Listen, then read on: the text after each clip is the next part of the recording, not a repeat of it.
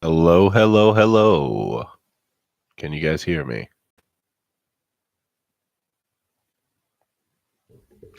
Hey, Johnny.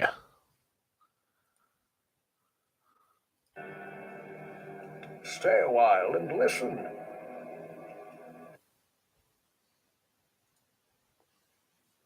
Stay a while and listen.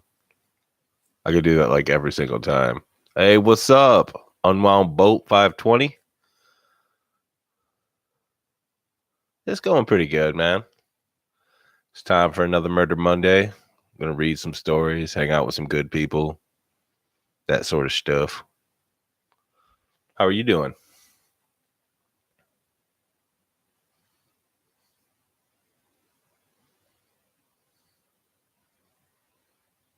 Hey, what's up, Clock? No, I can't read erotica on the live stream, Johnny. I'm sorry. There might be kids present. As a matter of fact, Clock is a minor himself.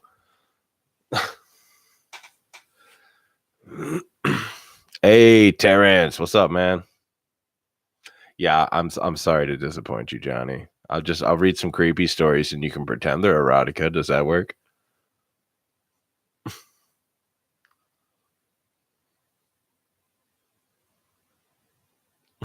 You said that works. All right, so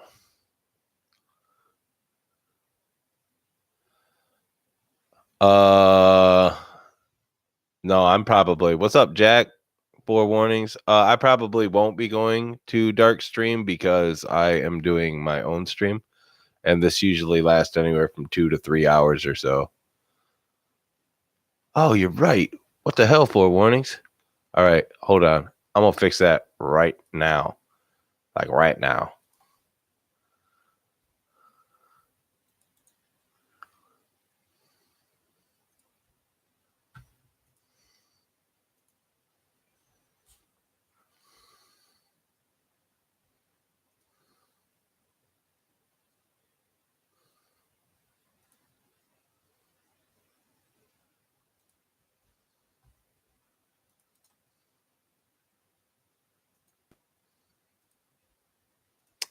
And save. There you go, forewarnings. Now you should be fancy with a wrench and a blue name. Yeah, there you go. Yeah, I seen that freaking Dark is doing that Ronnie's doing a stream like right when I'm doing mine, which sucks because he knows I'm about to do mine. So it's like, dang, man, come on now. But whatever. All right, so I'm gonna start this one off with a little poem. Where's my chat? Why can't I see my chat? Come on now, that's not even right. And it's just gonna disappear again. Hey, Mr. Reality, what's up, man? And I got a small glimpse of you before you disappeared again.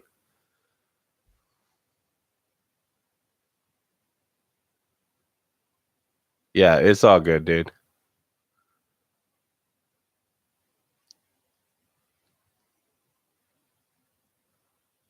Exactly. Jack's here. Alrighty, so I don't know if Mandy's here. Has anyone seen Mandy?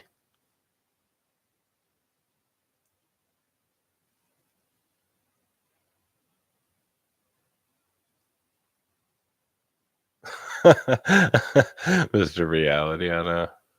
Yeah, everybody please like it and tweet it and all that fancy stuff. I would appreciate it. And if, like I always say, if you guys don't know each other, get to know each other, check out each other's channel. Oh, me like movies. What's up, man? I just seen you. Check out each other's channels, support one another, all that good stuff, We got to stick together. I'm going to start this off with a little poem, a little tiny poem.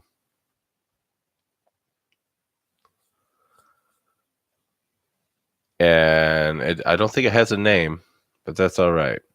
The night was dark and devilish too, when down the street a hobo flew, From his belt, a knife he drew and split a banana half in two. I don't know if that banana was like code word for something. You know?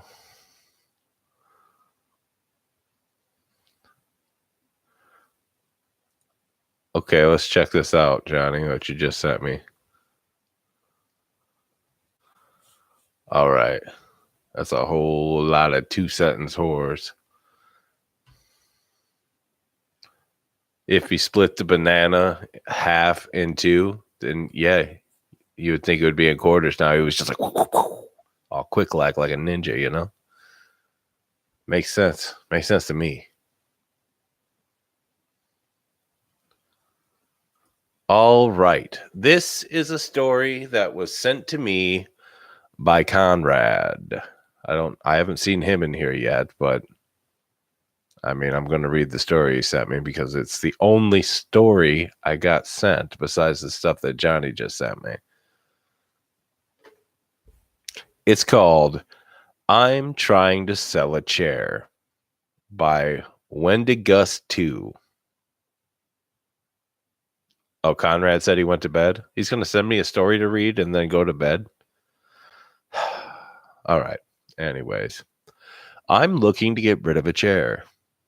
Perfect condition, only about 6 months old, no damage at all. It's actually very nice, comfortable office chair. I bought it for about $90, but I think we could make a deal. How's 60 sound? It breaks my heart to get rid of the chair, but I just can't stand to have it in my room a moment longer. I can't move it to another room. Thing is, I live in a very small apartment, and my office and bedroom are essentially the same thing. So even when I move the chair out of the space, it just sort of finds its way back. I'm thinking of lowering the price to $50 if that's a bit more suitable. I just can't shake this feeling whenever it's around me. It sounds pretty silly, I know, but I think of this old superstition that an aunt of mine told me once. She said that if you leave a chair sitting in the room where you sleep at night, something will sit in it and watch you. Now, I don't know what that something means, but of course, that's just a ridiculous superstition. I tend to let my imagination get away from me, though. Maybe my silly imagination is what's been keeping me up at night, but making some extra space in my room should make everything more comfortable, I think. So, how does 45 sound? The chair is nice, I promise. It supports the spine well, the height adjusts, and the original box said it can easily take up to 300 pounds. I've piled that chair up with books and boxes and everything I can get my hands on, and it never has an issue. I do think it might be a little better off kilter, though. A little off kilter, though. Perhaps it's just the way I've put it together. The last few nights I've had it, I've put all my old college textbooks on the seat, but they keep slipping off in the middle of the night. All of them just slide off the end of the seat and onto the floor, leaving the seat empty but oddly indented. How does $30 sound? More reasonable? Speaking of off kilter, there's an issue of the chair turning on its own occasionally, but this may be due to an uneven floor. Once you get it into your home, I'm sure it won't be a problem. Now and then, the chair happens to twist itself a little bit to the right or left, usually stopping once it's directly facing my bed. Now and then, it's a full 180, but then again, once it's reassembled, it'll probably be just fine. Darn uneven floors. I'll give it up for $20 if someone wants to pick it up before this evening. I sincerely hope this chair gets some interest soon. I just really, really, really want it out of my house as soon as possible.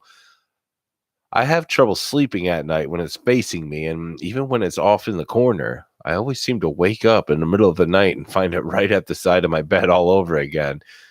Uneven floors, you know? I think all the stress of losing sleep has been giving me some sleep paralysis issues. When I do manage to doze off, now and again, I've opened my eyes after hearing the chair creak and move, only to find a dark shape occupying the cushion for a few seconds until I blink. When I blink, it's gone. Once I closed my eyes for an instant, I was standing up. It was standing up a little bit closer to my bedside. Then it was crouching down. If this happens to you, I suggest just closing your eyes and letting them readjust for a few minutes. It'll probably be gone by the next time you open them again, and if not, just keep them closed. You won't see it if you don't open them, right? Jokes aside, I'm willing to get rid of it for $10 if that's all you can manage. I mean, I'll even have it shipped for free if you like. Really, at this point, I don't mind if I don't make anything off it. I just don't want to see it here anymore. Please, I really need some sleep. It's been days. I'm not even sure if I've been posting this in the right place, but honestly, all I care is that someone sees this. Someone needs to buy this chair. Like I said, perfect condition. So, how does a free chair sound? I'll take it. My chair sucks. They said it has great spine support. I want it. I want it.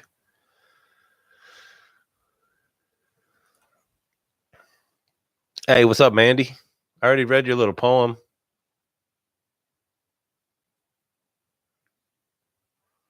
Do I need to read it again? I'll read it again. It'll only take a second.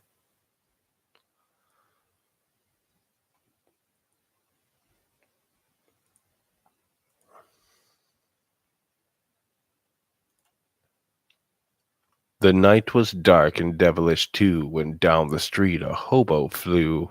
From his belt a knife he drew and split a banana half in two.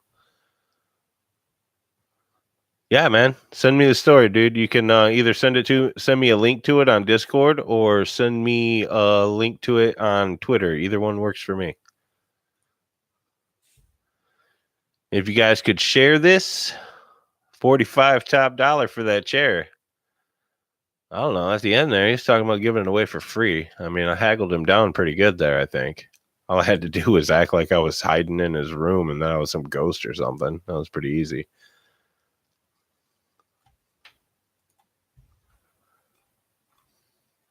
The doctor told the amputee he might experience a phantom limb from time to time.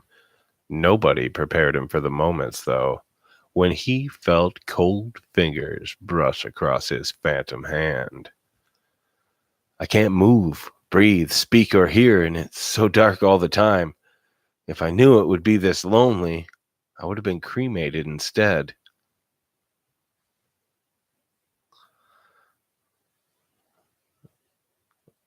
No banana code words. I woke up to hearing knocking on glass. At first, I thought it was the window until I heard it come from the mirror again. She wondered why she was casting two shadows. After all, there was only a single light bulb. Thank you, Mr. Reality.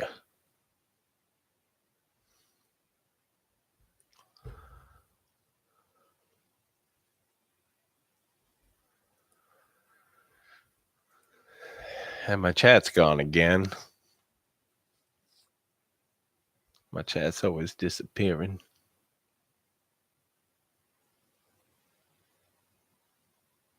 I don't know why that always happens to me.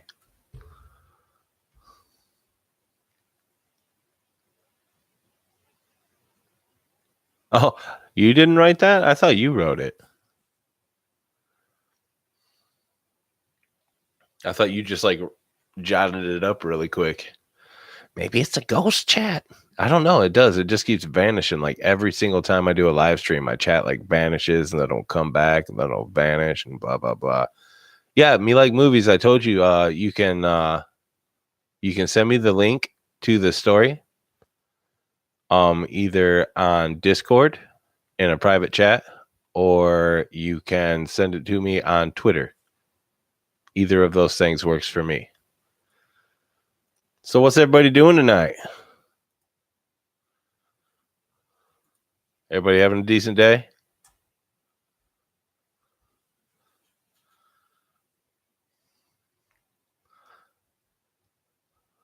I like the idea that October 1st ended up falling on a Murder Monday.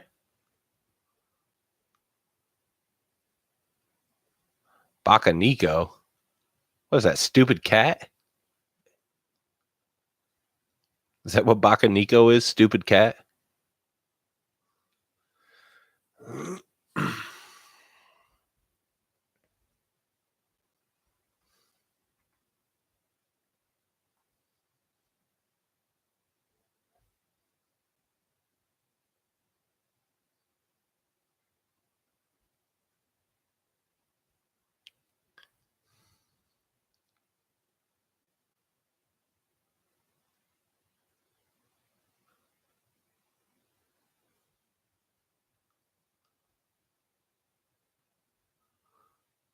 Ah, okay.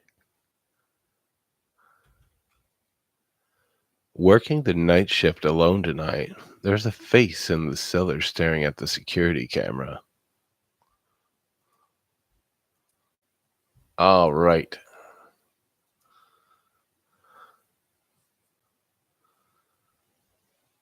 Bill Hicks, final performance.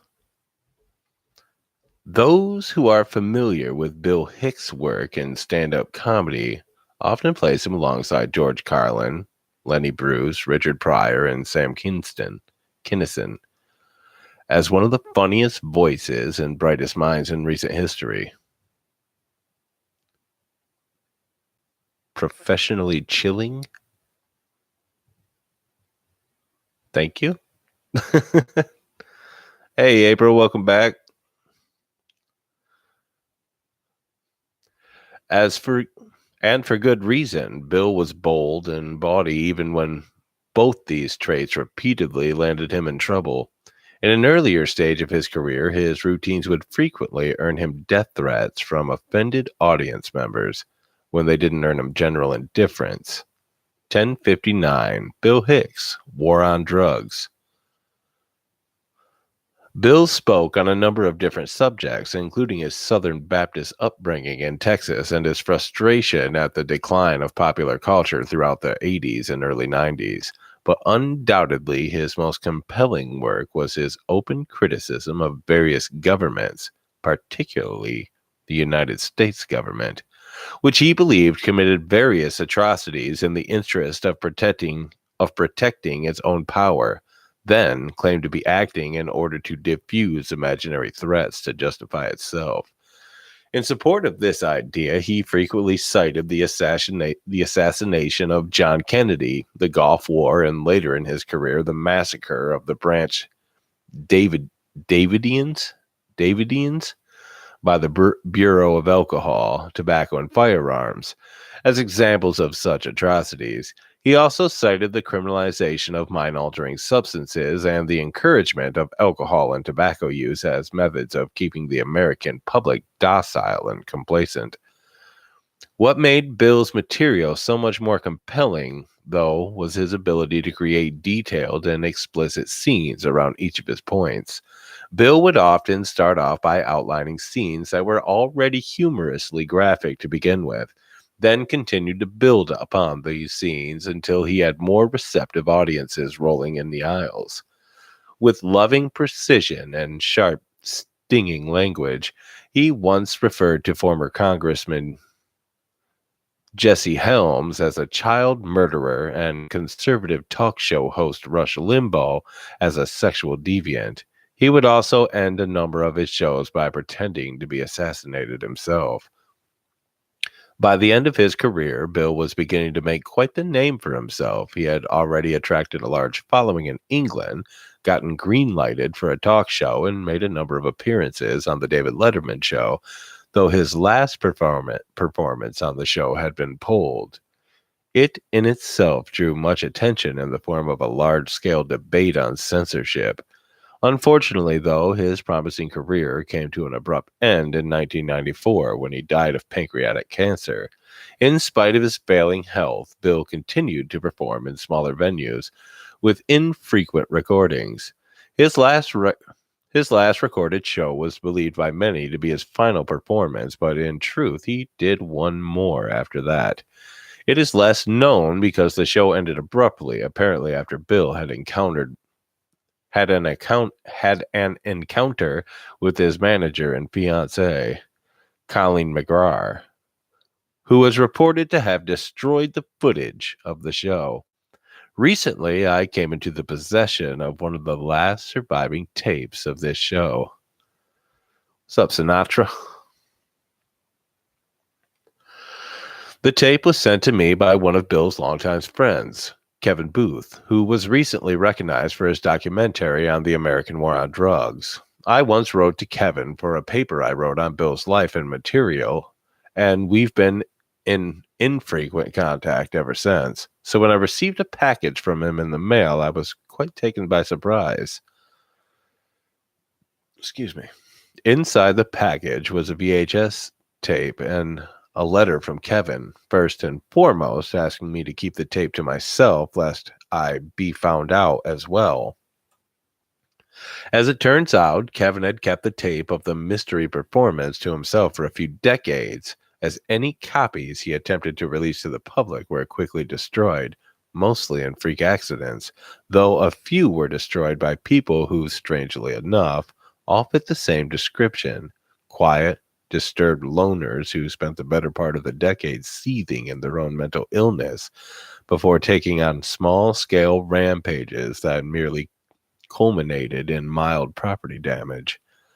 Without a second thought, I plopped down by the nearest VHS player, carelessly discarding the Raiders of the Lost Ark tape inside before popping the unlabeled tape in. As with the prior recording, the quality left something to be desired. The tape was shot on video, so consequently, the picture quality was grainy and crackly. The sound was also muted, and I had to turn the volume all the way up to make out what was being said. Nonetheless, it was still quite exciting to see Bill Hicks' true final performance. The performance itself began fairly slowly. Bill's failing health was quite evident, as he spent the majority of his time steadying himself on a nearby stool. His voice was hoarse and quiet. On top of these, most of his jokes were recycled from previous shows: Debbie Gibson versus Jimi Hendrix, Play From Your Fucking Heart, and the evils of marketing, to name a few. But then he got into the benefits of marijuana and psilocybin mushrooms over alcohol and tobacco. From there, he segued into a few other bits that were eerily evocative from recent events. He proceeded to predict the September 11th attack and subsequent invasion of the Middle East, the revelation of the large-scale corruption in the finance industry, and the Middle Eastern rebel uprisings. And then he proceeded to collapse. The audience began to murmur a bit, then panicked, some scrambling towards the stage and others asking for a phone, though it was hard to make out through all the other chaotic voices. Then, a gunshot. Everyone froze and looked towards the source of the noise, and a man in a suit walked out into the aisle and began to show a badge of some sort. He started to say something, but the audio was so fucked up it was hard to make out most of it. The important stuff came through, though. ATF, classified, full extent of the law, under control. I sat back and watched in horror as the man produced a syringe from his jacket and proceeded to jab it into Bill's neck, then approached the camera, badge in plain view. ATF, I'll need to confiscate this tape as evidence. And then the tape went to a blue screen, signifying that the rest of the tape was blank. The shock slowly began to settle in as I thought more and more about what I had just witnessed. I knew Bill had been right about a lot of things, but the government conspiracy bit was something I questioned frequently, and yet here was clear evidence that Bill was right. The Illuminati exists. It owns the government and the businesses and probably even the world. Needless to say, it was quite frightening. I thought about it for a while until the point where my thoughts began to trail off. I checked the clock, 2:45 a.m. Face and mind blank, I switched everything off and went to bed. I figured I'd get a chance to rewatch the tape in the morning and figured doing so would help me digest everything I had just seen. I was wrong. Hey, Aries, thanks for coming. I'm glad you made it. The first thing I saw as I woke up was a tape, or at least what was left of it. The tape casing had been broken into tiny pieces, then set aflame along with the rest of the tape. The film inside had been reduced to thin, curvy charcoal, and the casing had been fused together into a lumpy, horribly disfigured mess of plastic. Whoever had gone to all this trouble had also slipped everything onto my pillow, like the severed head of my prize horse. In my subsequent swearing fit, I almost failed to notice the note that had been left on my dresser. Slowly grabbing it with a trembling hand, I began to look it over. It was a small piece of stationery embossed with the ATF seal, with 3 words scrawled into it in large print. Lock your windows.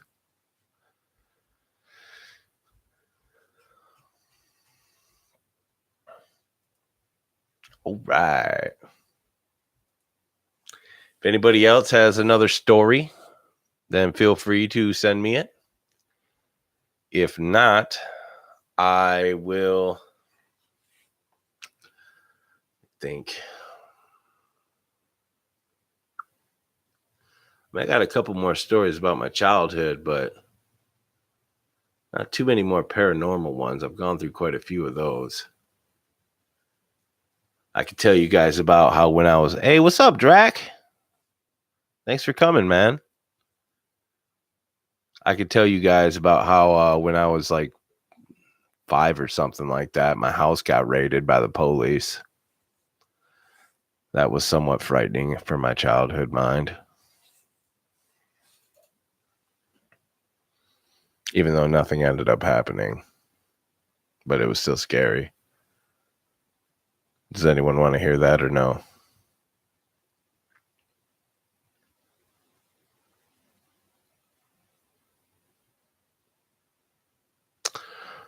Tell you a story from my future, huh? Well then. I died. That's all I know. That's all I remember. Oh, God, I hope I'm long dead at 85. I don't want to live that long. My guess is probably a heart attack. That's my guess. I'll probably die of a heart attack 3 years from now. It'll be 3 years from now. I'll be dead. Yeah. So we got to get me as many subs as possible. Yeah. Yeah. You see what I did there?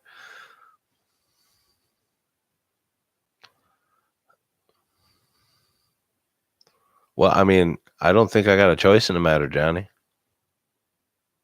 I don't think I got a choice in the matter. If I die, man. It is what it is. I'll tell you the story about how my house was raided though. So my dad back in the day, he used to grow some weed in the basement. And he had like this grow room. And it was an elaborate grow room. It was actually quite nice. I didn't really realize it as I was younger, but now looking back at it, had like this rotating light that went around in circles and stuff like that. It was fancy. But at one point in time, he had transplanted all his plants and he started growing vegetables down there.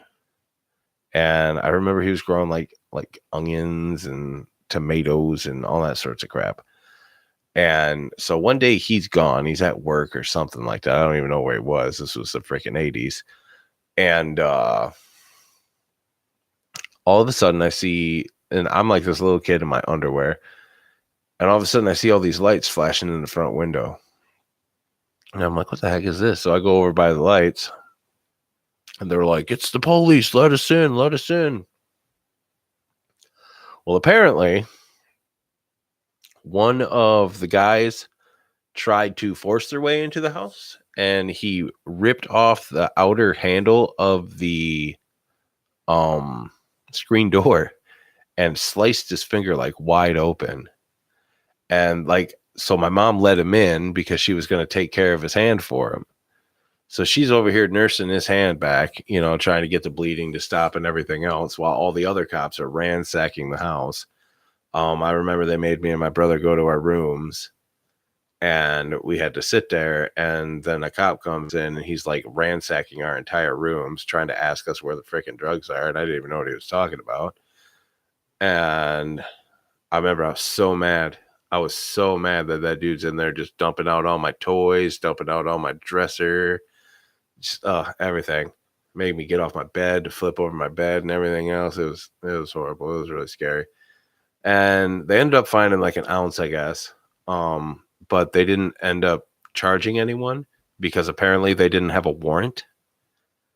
And that guy tried to force his way into the house without a warrant.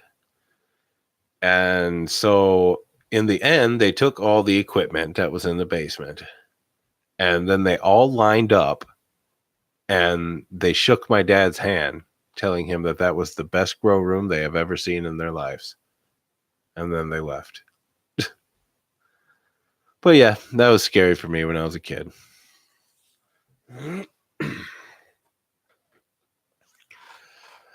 Both Ronifers.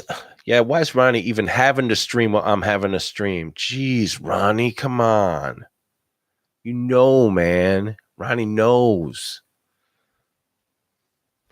All right, I'll read another story. I'm going to switch to some creepypastas. Oh, my hatchet? Or wait, what axe? Where's my axe? No, that's not an axe. That's like this little sword thing I made at some point. I got a hatchet like on a thing back there. You got a story for me to read? Send me, if you have a story that you want me to read, you can either send me the link on Discord on a DM, or you could send me the link in a message on Twitter. All righty. All right, let me ask you guys. So there's all the kinds of different stories here on this. And I can't see my chat right now, which is stupid. But there's a list. There's apocalypse stories, artifact stories, computers, creatures, ghost, internet, journal, locations, madness, mindfuck, paranoia, reality, rituals, science, sleeping, technology, television, video games.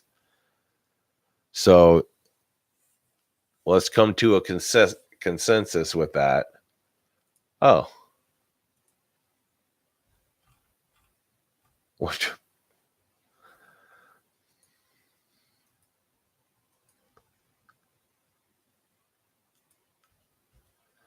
All right. So I did just get given a story. Wait, I got to get you guys back here. I just got given a story by Creeps Gamer. Thank you.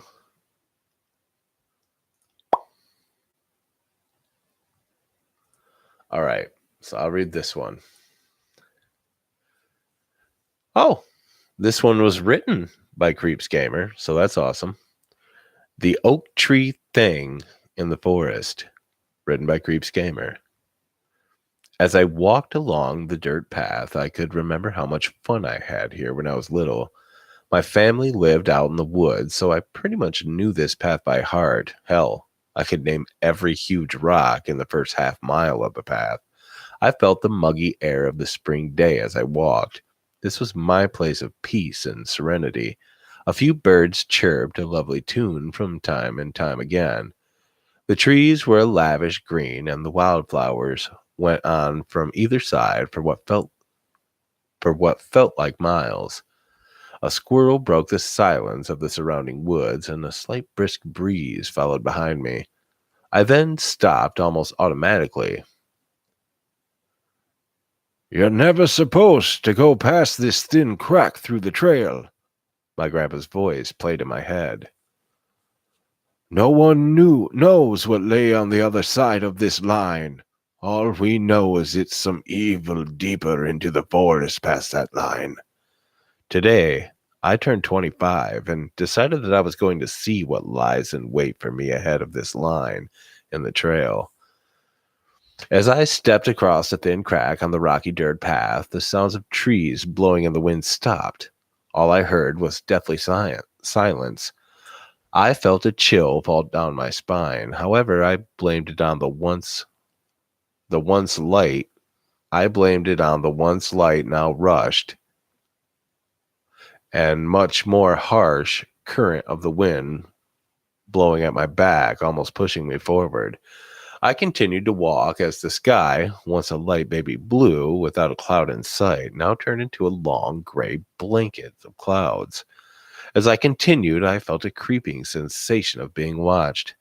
I was miles from civilization, so there was no use running back now, and I looked at Google Maps before I went hiking down this trail and ahead for about 2 to 3 miles before there would be another town, before there would be a small town. However, as I walked further and further into this trail, I felt more and more afraid. No, this wasn't being afraid. This was much, much more primal. This was pure fear. Then I saw a glimpse of some kind of black giant humanoid. I continued, but I felt a creeping sensation of death, like when you were a kid and you had to walk up to the principal's office, but a million times worse. Then I caught another glimpse, but this time when I looked, I could see it. This beast was a giant humanoid tree. It looked at me with 2 hollow black holes in its bark. The beast's body was made of what looked like oak wood. It had knobs on its chest and shoulders. The thing had small twig-like branches growing out of its torso and head, and it started to lumber slow, long, deliberate strides closer towards me.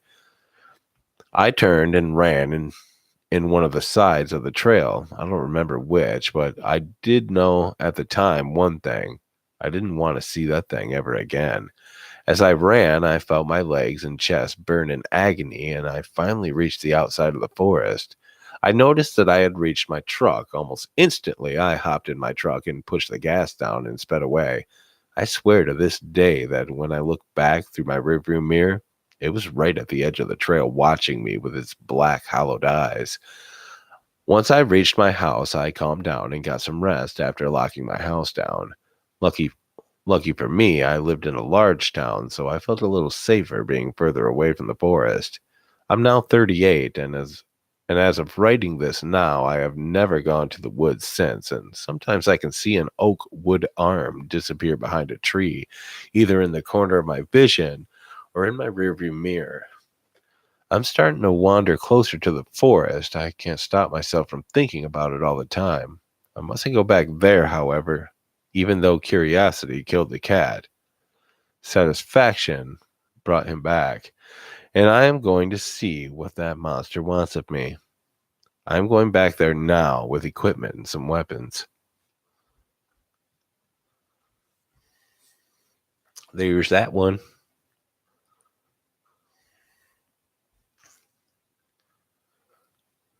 Hey, Pretty Decayed. Thanks for coming in.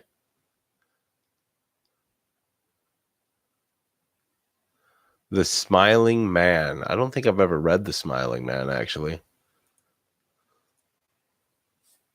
I will read The Smiling Man because I've never read it. Just gotta find it here. Hold on.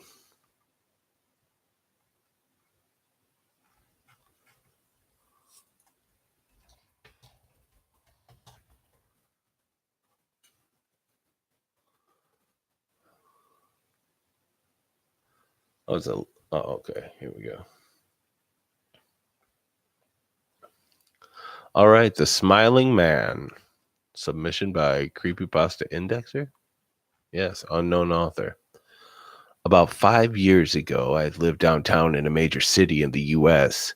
I've always been a night person, so I would often find myself bored after my roommate, who was decidedly not a night person, went to sleep. To pass the time, I used to go for long walks and spend the time thinking. I spent 4 years like that, walking alone at night, and never once had a reason to feel afraid. I always used to joke with my roommate that even the drug dealers in the city were polite. But all of that changed in just a few minutes one evening. It was a Wednesday, somewhere between 1 and 2 in the morning. I was walking near a police-patrolled park, quite a ways from my apartment. It was a quiet night, even for a weeknight, with very little traffic and almost no one on foot. The park, as it was most nights, was completely empty. I turned down a short side street in order to loop back to my apartment when I first noticed him. At the far end of the street, on my side, was the silhouette of a man dancing. It was a strange dance, similar to a waltz, but he finished each box with an odd forward stride. I guess you could say that he was dance walking, headed straight for me. Deciding he was probably drunk, I stepped as close as I could to the road to give him the majority of the sidewalk to pass me by. The closer he got, the more I realized how gracefully he was moving. He was very tall and lanky and wearing an old suit. He danced closer still until I could make out his face. His eyes were open, wide, and wild, head tilted back slightly, looking off at the sky. His mouth was formed in a painfully wide cartoon of a smile. Between the eyes and the smile, I decided to cross the street before he could dance any closer. I took my eyes off him to cross the empty street. As I reached the other side, I glanced back and then stopped dead in my tracks. He had stopped dancing and was standing with one foot in the street, perfectly parallel to me. He was facing me, but still looking skyward, smile still wide on his lips. I was completely and utterly unnerved by this. I started walking again, but kept my eyes on the man. He didn't move. Once I had once I had put about a half a block between us, I turned away from him for a moment to watch the sidewalk in front of me. The street and sidewalk ahead of me were completely empty. Still unnerved, I looked back to where he had been Still unnerved, I looked back to where he had been standing to find him gone. For the briefest of moments, I felt relieved until I noticed him. He had crossed the street and was now slightly crouching down. I couldn't tell for sure due to the distance and the shadows, but I was certain he was facing me. I had looked away from him for no more than 10 seconds, so it was clear that he had moved fast. So I was so shocked that I stood there for some time, staring at him, and then he stared, moving towards me again. He took giant, exaggerated, tiptoed steps as if he were a cartoon character sneaking up on someone, except he was moving very, very quickly. I'd like to say at this point I ran away or pulled out my pepper spray or my cell phone or anything at all, but I didn't. I just stood there completely frozen as the smiling man crept towards me. And then he stopped again, about a car length away from me, still smiling his smile, still looking into the sky. When I finally found my voice, I blurted out the first thing that came to my mind. What I meant to ask was, "What do you want?" in an angry, commanding tone. What came out was just a whimper. What? Regardless of whether or not humans can smell fear, they can certainly hear it. I heard it in my own voice, and that only made me more afraid, but he didn't react to it at all. He just stood there smiling. And then, after what felt like forever, he turned around very slowly and started dance walking away, just like that. Not wanting to turn my back to him again, I just watched him go until he was far enough away to almost be out of sight. And then I realized something. He wasn't moving away anymore, nor was he dancing. I watched in horror as the distant shape of him grew larger and larger. He was coming back my way, and this time he was running. I ran as well. I ran until I was off of the side road and back into the better lit road with sparse traffic. Looking behind me then, he was nowhere to be found.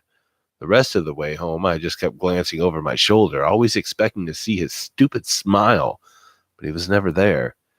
I lived in that city for 6 months after that night, and I never went out for another walk. There was something about his face that always haunted me. He didn't look drunk. He didn't look high. He looked completely and utterly insane. And that's a very, very scary thing to see.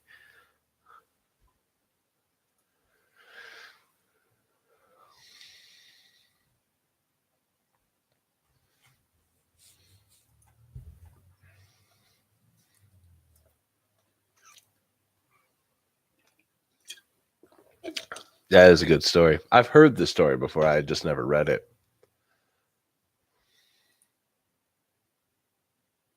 Oh, got another story.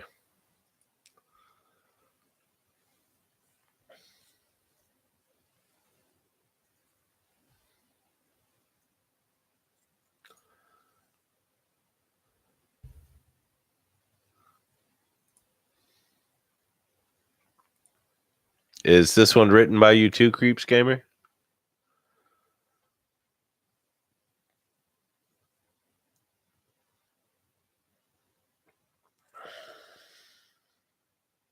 Oh.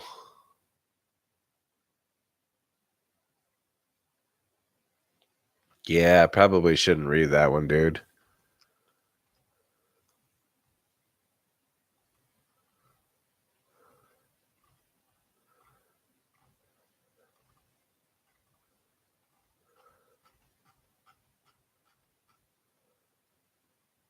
Yeah, I probably shouldn't read this one, bro.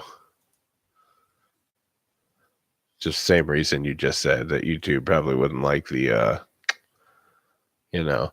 I've seen that little short film for the Smiling Man, Mandy. Yeah, I agree with you, Creeps Gamer. All right, so out of the categories here: apocalypse, artifacts, computers, creatures, ghosts, internet, reality, paranoia, mindfuck, madness, locations, journal, ritual, science, sleeping, technology, television, and video games. Which one should I read, guys? Pick a category and I'll read something out of it. Apocalypse, done and done. All right, I'll do a madness one next.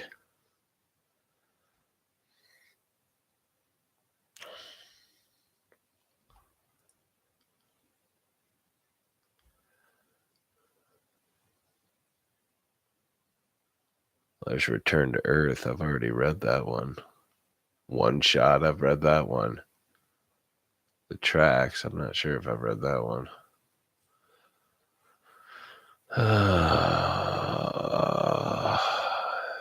We'll do this one. This one is called Expressionless. The Expressionless. Submission by Expressionless.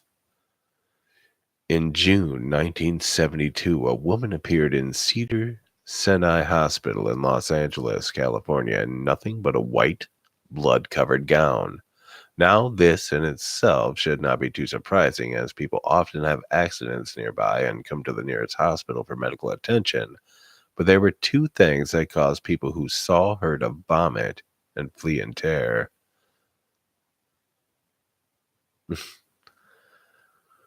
The first being that she wasn't exactly human. She resembled something close to a mannequin, but had the dexterity and fluidity of a normal human being. Her face was as flawless as a mannequin's, devoid of eyebrows and smeared in makeup. There was a kitten clamped in her jaws, so unnaturally tight that no teeth could be seen, and the blood was still squirting out over her gown and onto the floor. Then she pulled it out of her mouth and tossed it aside and collapsed. From the moment she stepped through the entrance, when she was taken to the hospital room and cleaned up before being prepped for sedation, she was completely calm, expressionless, and emotionless. The doctors thought it best to restrain her until the authorities could arrive, and she did not protest. They were unable to get any kind of response from her, and most staff members felt too uncomfortable to look directly at her for more than a few seconds. But the second the staff tried to sedate her, she fought back with extreme force. Two members of the staff had to hold her down as her body rose up on the bed with that same blank expression. She turned her emotionless eyes towards the male doctor and did something unusual. She smiled. As she did, the female doctor screamed and let go out of shock. The woman's mouth were not In the woman's mouth were not human teeth, but long, sharp spikes, too long for her mouth to close fully without causing any damage. The male doctor stared back at her for a moment before asking, "What in the hell are you?" She cracked her neck. She cracked her neck down to her shoulders to observe him, still smiling. There was a long pause. The security had been alerted and could be heard coming down the hallway. As he heard them approach, he darted forward, sinking her teeth into the front of his throat, ripping out his jugular and letting him fall to the floor, gasping for air as he choked on his own blood. She stood up and leaned over him, her face coming dangerously close to his as the life faded from his eyes. I am God. The doctor's eyes filled with fear as he watched her calmly walk away to greet the security men. His last ever sight would be watching her feast on them one by one. The female doctor who survived the incident named her the Expressionless. There was never a sighting of her again. Not sure why that's an apocalypse one. It's a little confusing to me. I would expect an apocalypse one to be, an apocalypse one. I mean, that would make sense. I mean, I guess if it was God, but then she was never seen again. So, I mean, apparently, I don't know. All right, I'm going to read a madness one now.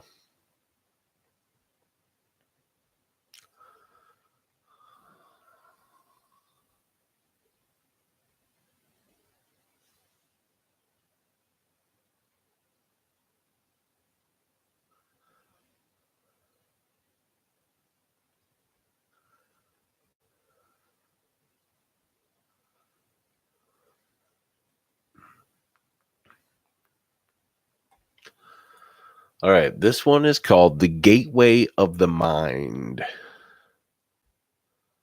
by Creepypasta Indexer, unknown author. In 1983, a team of deeply pious scientists conducted a radical experiment in an undisclosed facility. The scientists had theorized that a human without access to any senses or ways to perceive stimuli would be able to perceive the presence of God.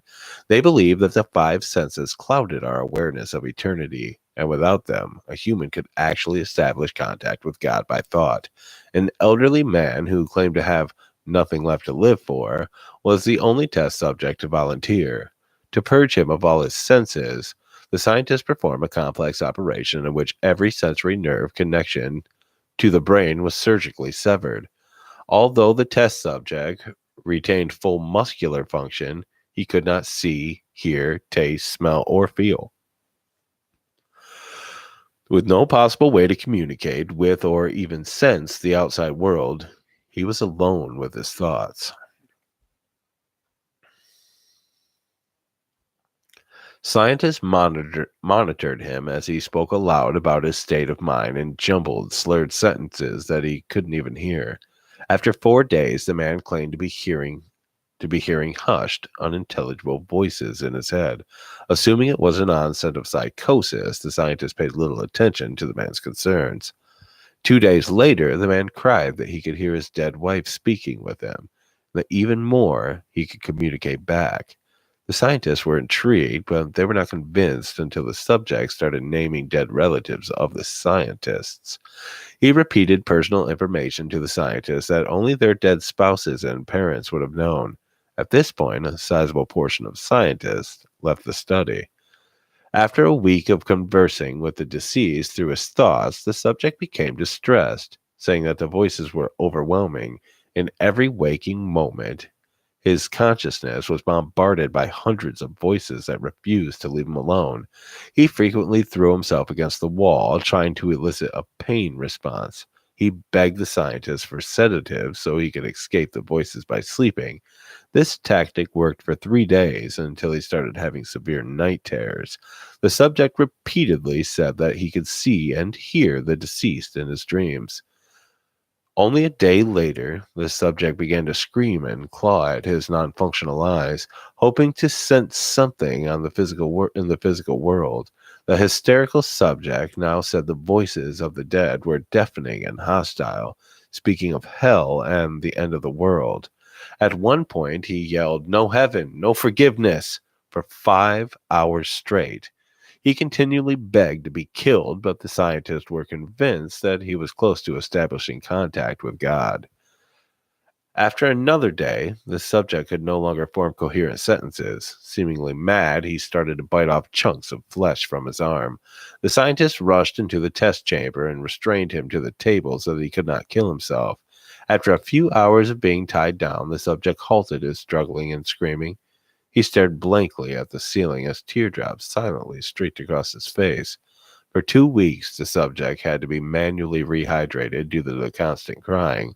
Eventually, he turned his head and, despite his blindness, made a focused eye contact with the scientist for the first time in the study. He whispered, "I've spoken with God, and he has abandoned us." And his vital signs stopped. There was no apparent cause of death.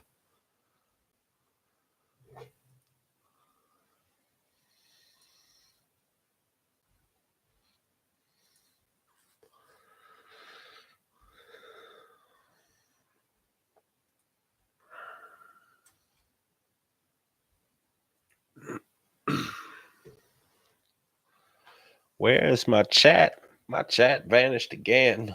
Why? Why, chat? Why have you forsaken me, chat? All right. The next one is, I think, Me Like Movies said for a television one. Yeah, why did the mannequin god abandon us? Did it not like the fashion we were putting on it? That's real. That's real. We need better clothing.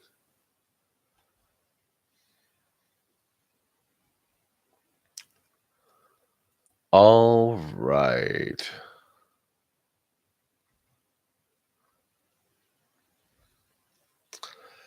This one is called Where Bad Kids Go. Submission by Alani. Alini. I must have been 6 or 7 when I lived in Lebanon. The country was ravaged by... No, I'm not going to read this one. I've read this one before. This one's well known. I'm going to read a different one. One that doesn't suck. This one's one that Me Like Movies can relate to. It's called The Internet's Out by Bob the Skeleton. Thursday morning. I woke to the sounds of a siren blaring down the road. Great. Another accident. The traffic was the last thing I wanted in the morning while going to work. Still, I had another hour before heading off, so I started my morning routine of taking a shower and brushing my teeth before heading downstairs for breakfast, where I saw my son, Michael, eating cereal before breakfast. I grabbed a bagel and sat down on the couch, grabbing my iPad to read the news. Terrorist leader Amir Hadi has threatened the president. The same old news. Nothing was new about it. All this drama for years between the Middle East and the good old America. How long had we been at war? I couldn't even remember. Too long, for sure. All these terrorist attacks, and the president just sends in more and more soldiers, feeding a war without end. Pointless as middle school drama, but with more consequences. Whatever, who needs CNN anyways? Flipping on the TV and putting down my iPad, I noticed more sirens flying down my street. Just then, I got an email from the school saying the buses would be late. Must be a big wreck. Hey, Michael, your bus is going to be delayed for a bit, okay, bud? All right, he replied nonchalantly. I imagined he would be probably playing on his phone, or whatever kids do these days. I felt the TV was on, and I left the TV on, and I went upstairs to iron my shirt for work. I grabbed a dull blue, matching my mood for this fine morning. I headed to the garage to grab the ironing board before remembering it being in my laundry room. I set it up and left my coffee to heat up.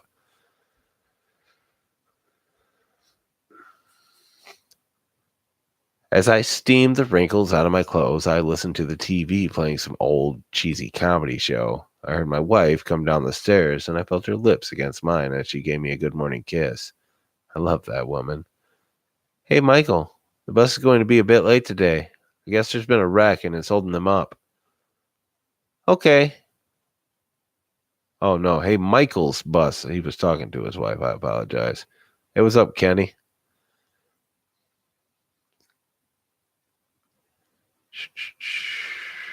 Okay, did he get all of his homework done? She asked in a pressing tone. I think so. You hear that, bud? I called out. Yeah, it didn't take very long, he muttered. I glanced back at my coffee, seeing the green light come on. I went upstairs to get dressed and came back down a minute later to kill some time on the TV before I headed off. After 3 minutes or so, I changed to Fox News to see what the status of the wreck. My heart skipped a beat. The video showed reports of worldwide chaos with screaming and crazed destruction everywhere. The terrorist group had set off a nuclear warfare, World War III. It was happening here and now. I felt a wave of panic go off as the feed showed mushroom clouds rising high above the city, burning everything around it. The channel showed signs of interference, and I heard my son call out from the second floor landing, Hey, Dad, the internet's out.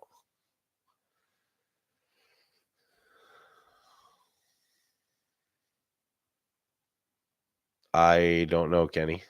What story was it?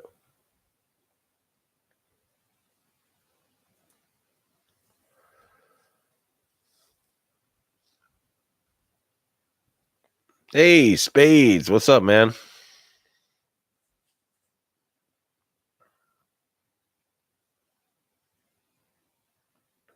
I think I probably read that one if it wasn't too weird. I probably read it for when you sent it to me. I vaguely remember reading that. I do believe.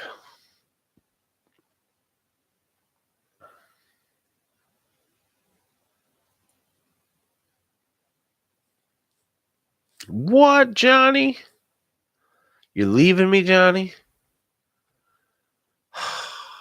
Man, who'd have thought that even Johnny? No, you're good, man.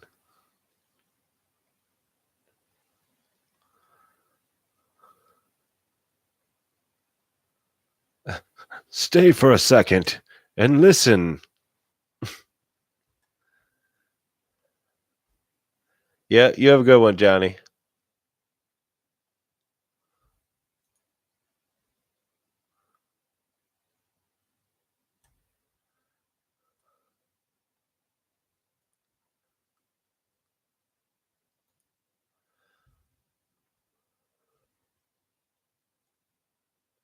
All right.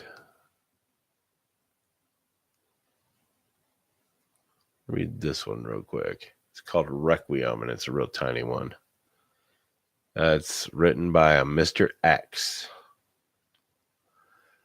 Something occurred to me today. If there really is something that could be called the soul, and it was immortal, then that would mean that you could live forever. Limitless possibilities come from this point, and it really makes me think, did I do the right thing in my life? Were all the things I did worth it? The things that those people hate me for? I remind myself that it was for the betterment of my people and my family. Though as I face my death, I have the impending anxiety that I will burn in hell. I mustn't be so hard on myself. I tell myself that it'll all pay off in the end, that my cause was not for nothing. I stare at your dead body now, Eva. It sits on the floor motionless. Your eyes see nothing. Your skin is slowly turning white as I watch you. All the normalcy in it diminishing. I can tell that the pill has done its job. I have closed your eyes for you, so you can sleep in peace. I love you so much, Eva. I will see you soon. Adolf Hitler's suicide note, dated 1945, found by an American medic, was recorded, then burned. Interesting. Thank you, the disciple.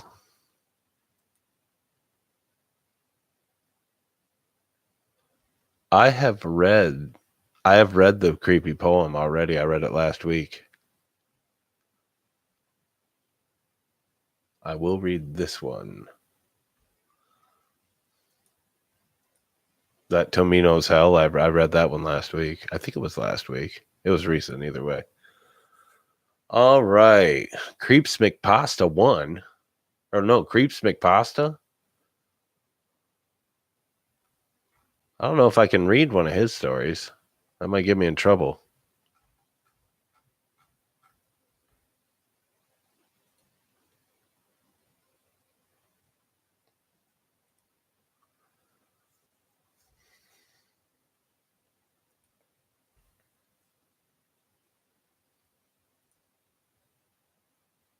Yeah, true. It's on our no sleep.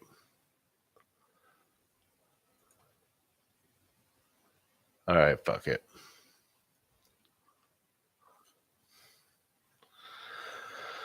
I mean, forget it. Pardon my French. A Disney mascot followed me home. Crepes McPasta. When I was young, it was every kid's dream to go to Disneyland. The advertisements raged on constantly between Saturday morning cartoons and the summer holidays were coming up. So every kid was asking their parents to take them. And I was one of them. My parents always kept quiet about it, never giving a straight answer. I was close to giving up on the dream of going to the Magic Kingdom until they pulled me aside before the end of the school term. Adam, they said, we've been hearing great things from your teachers this year, and your grades have improved so much. We're very proud of you. So we've saved some money aside and we're going to take you to Disneyland. How should a kid react? Thank their parents politely and profusely? Express their love joyously? Well, being 8 and having a low emotional constitution, I simply broke down and cried. It was the happiest moment that I can remember and will probably never be topped. How can you ever top such a wholehearted, innocent childhood glee? The time just slipped by until we were on the plane to Paris. Life was a happy blur until the vivid memory of the magnificent entrance to the park. It was everything any kid could wish for. I tried my best to do everything. Honestly, the energy kids have is astounding. Looking back, my parents must have been heavily exhausted trying to keep up, yet they never faltered, knowing it was bringing me my lasting joy. And for that, I'm grateful. However, it had cost them a pretty penny for the whole trip, and one memory stands out to me, which is the reason why I'm writing this.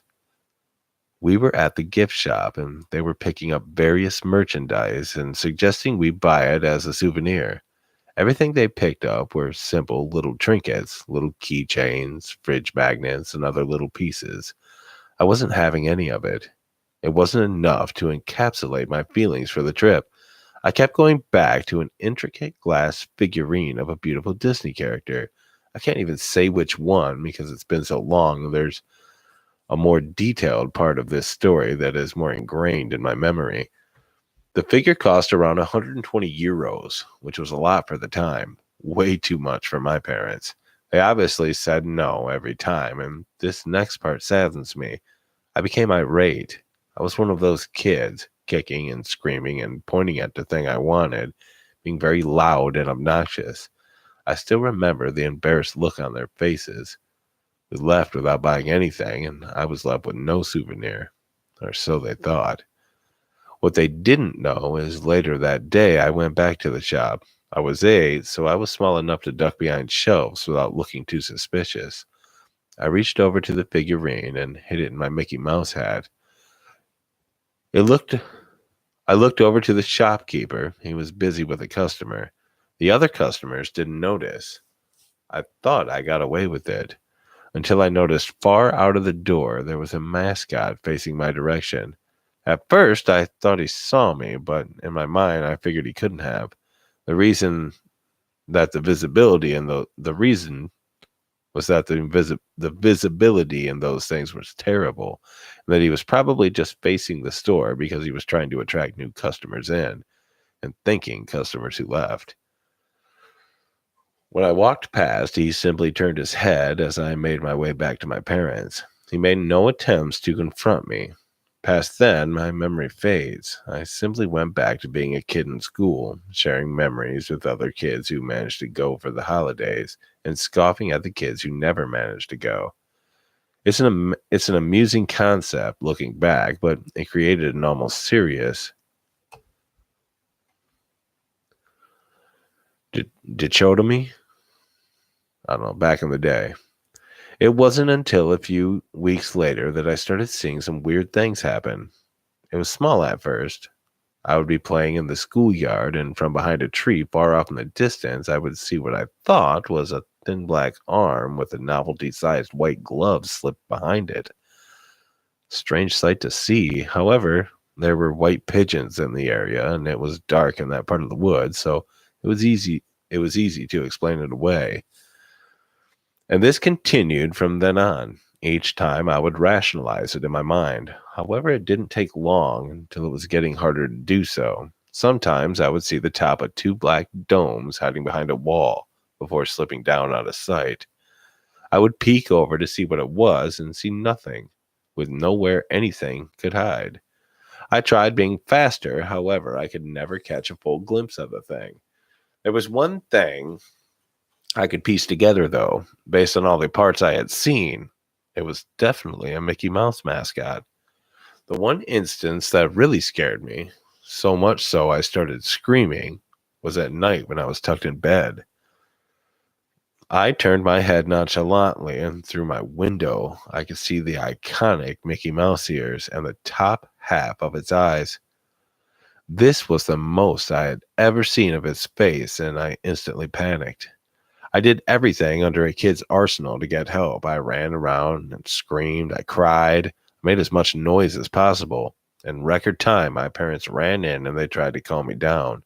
They kept asking me what happened, and all I could do was point to the window and garble out a mess of sounds. We all turned to the window and saw nothing. From then on, I was actively scared of anything Disney. Other kids would have their Disney toys, and I would just shy away. They would bring up the Disney movie they saw the night before, and I would try to turn the conversation to another topic. I got rid of anything I had that was remotely Disney, anything to ease my mind and erase the trauma I had experienced. It never worked, but it helped. After that thing, after, after those things calmed down, I feel I would, I, what? After After that things calmed down, I feel I would. What? After those things calmed down, I felt I would be close to seeing something disturbing, but it'd be out of sight just as my eyes focused. Still though, it never eased the paranoia, something that haunted me every day. I felt I was getting close to forgetting all of this and living with a residing feeling after that traumatic event until in high school when my best friend's birthday was coming up. Disney was still a popular topic despite us having grown up since the hype. He decided to organize a Disney trip and bring two friends, one of those kids that had parents who could afford to do such a grand gesture. I tried to deny the invitation, but he was my best friend and wouldn't take no for an answer. I tried getting my parents to pull me out, but they thought I was just nervous about the flight, so it wasn't long until I was boarding a flight to my literal nightmare. The group consisted of my best friend, one of his friends, his parents, and me. As soon as we settled in, we were off to have our grand adventure. It didn't take long until we split up to do our own thing for a bit, with a time and place to meet up afterwards. I strolled around the park, trying to mind my own business and avoid the mascots. I hadn't been so It hadn't been so long that I was ready to let down my guard in front of them, despite the friendly setting. It was odd. But every time I walked past a mascot, I swear they would briefly drop what they were doing, whether they were promoting merchandise or talking to a kid, and just stare at me as I passed. They just turned their heads slowly, their novelty-sized eyes glaring at me, cold and dead. At night, I tried to feel safe. I locked my door, tucked under my blanket, and tried to sleep the night away. However, I couldn't. The light seeping in through the open curtain perturbed me and briefly reminded me that night not so long ago. That night so long ago. I figured it couldn't happen again. If I fully shut my curtains, so I went over to do so. As I grabbed each side to draw them shut, I noticed something in the distance. Standing in the middle of the grounds, completely in the open, was a mascot. It was Mickey, just standing there. If it wasn't so far away, I could have sworn it was looking at my window. I stared at it for a bit. It was just glaring, unmoving, disturbing. My heart started to race. I was scared to look away, but eventually I developed a resolve and pulled the curtains shut as hard as I could.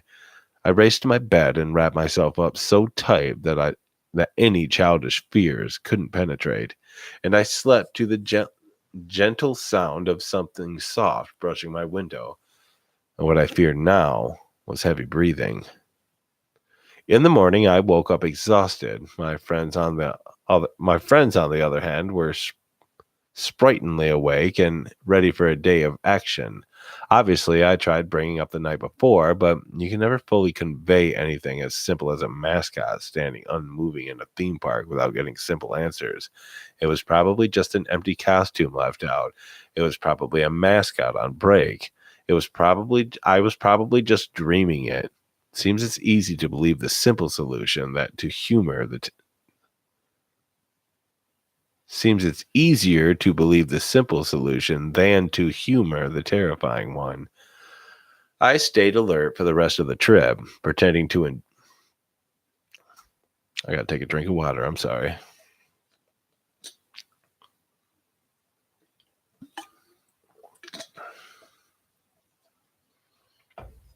All right. I stayed alert for the rest of the trip, pretending to enjoy the place around my friends and the parents, and keeping a low profile while alone. It felt like an eternity, but I made it home in one piece. I want to say things calmed down from there, but they didn't. It got worse. The mascot that haunted my childhood seemingly stopped bothering to hide. I would catch it just standing outside in the open, taunting me with its presence. When my parents drove me to school, I would catch glimpses of Mickey facing the direction of the car between alleys. While out shopping, I'd be standing behind a moving crowd, slowly holding out its hand before fading away behind the hustle. I distinctly remember one instance in my mom's office building. It was some learning experience week at school, and I decided to work as a runner of my mom's office for a week. The elevators there had those narrow porthole windows to view each floor as you pass, while with others they functioned exactly as intended. However, in the brief instance I was alone, I saw snapshots of Mickey flash by each floor. I freaked out at this, terrified for my life, dreading the time in which the elevator would stop. The worst was at night. If I forgot to close my curtains, I would just see that horrifically sized head just staring at me through the window. I couldn't call someone. Why bother? It'd just slip away as soon as they came. Trying to take a picture ended in the same result. A running motif over time was his hand. I would sometimes see him either raising it, palm side up, or it would already be held out, almost as if wanting something. It didn't take me long to think of the solution: the figurine. I frantically rummaged through my old childhood items, toys, books, and the like. Nothing Disney, of course. I got rid of everything as a child when I was terrified for my life. I had no doubt had gotten rid of the figurine. I was mortified at this thought. My next idea was a simple one. While at the school library, I Googled the exchange rate of the euro for the year I went to Disney and scraped up my pocketbook money. I I had the right amount, so I did something any other kid would think was crazy. I left it out on my doorstep. I know that someone, I know, I know that anyone could take it, but if it was gone in the morning, I'd at least have some hope that it was appeased, that it would appease this nightmare.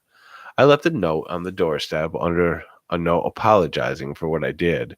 I placed a small rock on top of it to keep it from blowing away, and I went to bed. That night I did something. That night I did something that terrified me as a kid. I slept with the curtains open.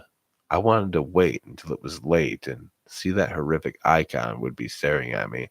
I woke up in the dark hours of the morning. I took a few deep breaths for courage, closed my eyes with a quick prayer, and spun around to check. Nothing. Was it over? Had I managed to end the years of torment? I walked over to my window to see if there were any signs of the thing. Gaining steady confidence with each step, I was excited.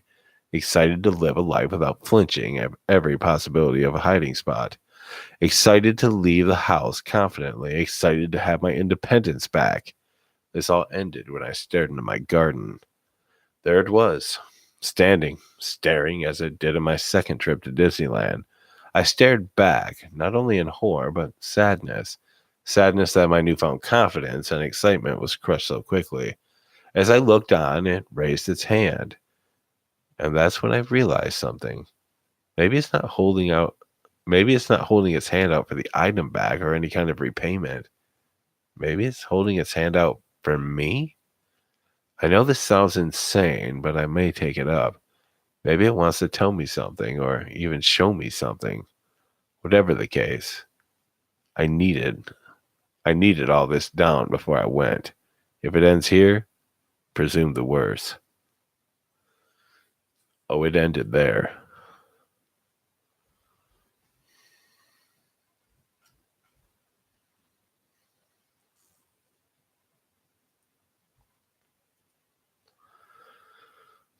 Hey, what's up, Horror Hive? Everybody, if you do not support the Horror Hive, I strongly suggest that you do so.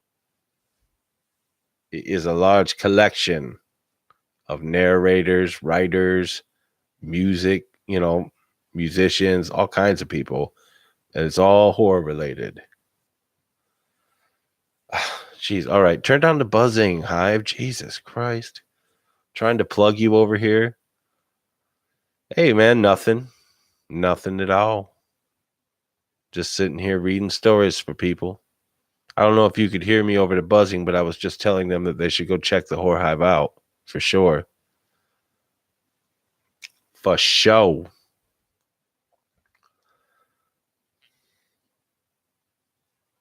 And since it's been quite some time, if you have not liked this, please like it. If you have not shared this, please share it.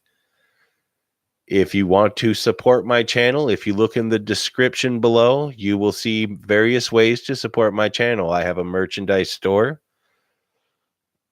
I have a PayPal and a Patreon. So if you want to, if you don't want to, that's fine with me. I don't really care. Though the merchandise is kind of cool. I designed this crow with the blood dripping down. You should at least check out the merchandise because it is pretty cool, actually. All right. This one is written by someone called Far Moss. It's called My Nephew's Imaginary Friend is Real, and it's terrifying. Hey, no problem, man. Who is that? I asked while looking at the scribbled lines of my nephew's drawing, as he proudly shows his work of art to me. There appears to be 5 fingers in the magic marker drawn picture. 4 of the scribbled lines and circles sit inside a small house. The drawing represents our family, which consists of myself, my sister, and my 5-year-old nephew named Sam. A smaller little line drawing with 2 ears appears to be my cat, Bosco. What catches my attention, though, is the figure standing outside of the house. While the other figures appeared colorful and smiling, something was strange about the drawn figure outside of the house. His lines were jet black, his face expressionless with a black hat sitting on top of his head. But what caught my attention was the shade of his eyes, a dark green color. Who's that sitting outside the house, Sam? I asked. That's my friend, Mr. Green Eyes, Sam exclaimed. He's watching me play from the window. That's cool, little buddy, I replied. I looked over to the window of Sam's playroom. Nothing sitting outside but hedge bushes with a solid wooden fence sitting behind it. I stand up and walk down the hall to the kitchen where my sister is currently cleaning the stove. Sam has a new friend, apparently. A guy in a hat that likes to watch him play from the window? I say to my sister. He has an imaginary friend, it sounds like, she replied as she opens the cabinet below the sink. He's still adjusting. I mean, he's been through a lot these past couple of months. I know. He's been through a lot with the move across the country and the separation, I reply. It is just a bit He watched his father be taken away in handcuffs. Then a month later, he's living in a new house, a new city, and everything he has known has been uprooted. I shrugged and realized that my sister was right. Sam had indeed been through a lot for someone his age. 3 months ago, I got a call from my sister asking me for a place to stay. Her husband, who had always loved his beer, suddenly really started to like it. With that came intense arguments. Those disagreements eventually escalated till one day he decided to try to strangle her.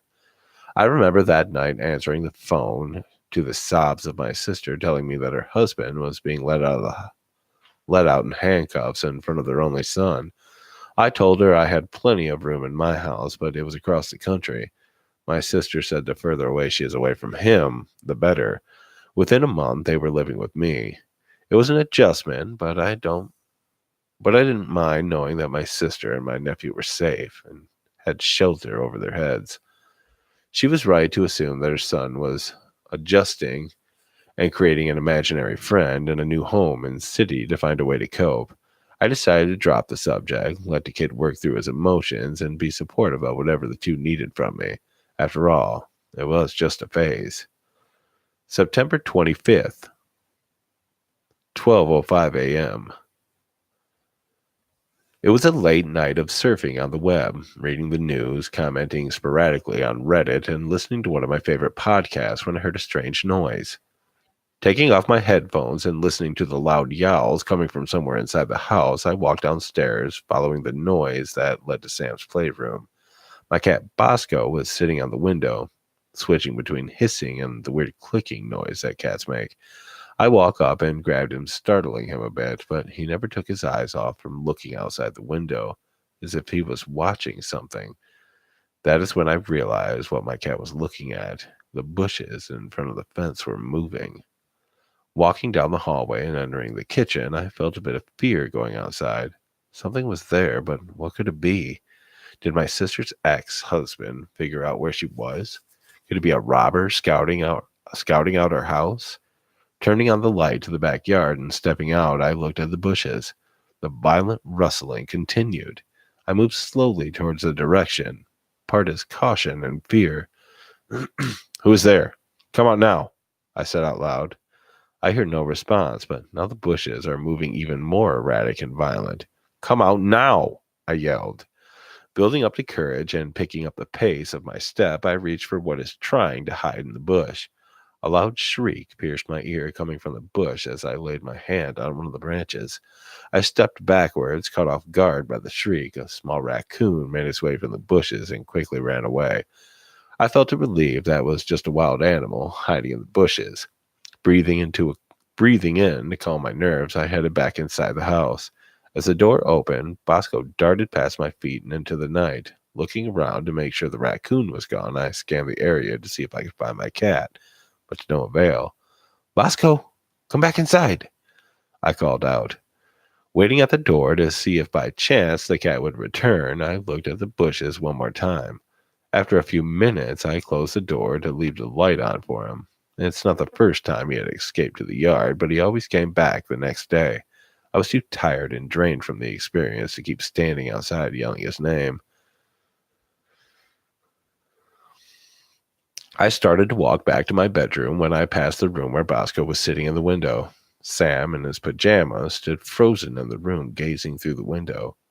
I walked inside the room and kneeled down next to Sam to ask, "Why aren't you in bed?" Sam rubbed his eyes and turned his body towards me with his small arms stretched out. Grabbing hold of him and lifting him up, I take one last look outside. Everything seemed fine now, with no bushes moving or animal in sight. After a moment, we headed up the stairs with Sam clutching me tightly. As we entered his room, I couldn't help but to notice more drawings of the family. One caught my attention. It was Sam's imaginary friend, but this time he had a scowl on his face. "Now go back to sleep, Sam," I said as I tucked him in. "But my friend Mr. Green Eyes is outside and he wants to play." September 28th, 2:15 a.m. The sound of Bosco screaming woke me up. It was a loud hiss and followed by loud screaming. I had tried to get him to come back inside, luring with a bowl of food at the back door, but he had never returned. I wondered if he had wandered off the property. However, hearing the noises at this time of night told me differently. It sounded like he was fighting something outside, possibly the raccoon from the other night. As I ran down the stairs, the sounds of my cat were becoming more alarming. It started to sound as if he was in pain. I quickly stepped outside to the backyard and saw no sign of Bosco, nor anything he could be fighting. It was hauntingly silent in the yard while I searched for any clue of where my cat might be. Walking to the area where the raccoon was,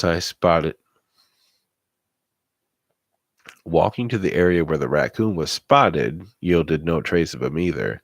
Finally, I decided to walk around the perimeter of the house. Something caught my eye near the window of Sam's playroom. My cat Bosco was lying motionless on the ground. Quickly shoveling Bosco up and rushing inside to lay him on the couch, I turned on the light to look him over. Observing that the cat had no marks or any sign of blood coming from his body, there might be a chance to save him. In a panic, I ran to my bedroom to dress and retrieve my keys, picking up the still motionless Bosco and making my way to the car. I fumbled on my phone to find an emergency pet clinic and made my way there. Arriving at the clinic and hastily making my way inside, I looked to the desk.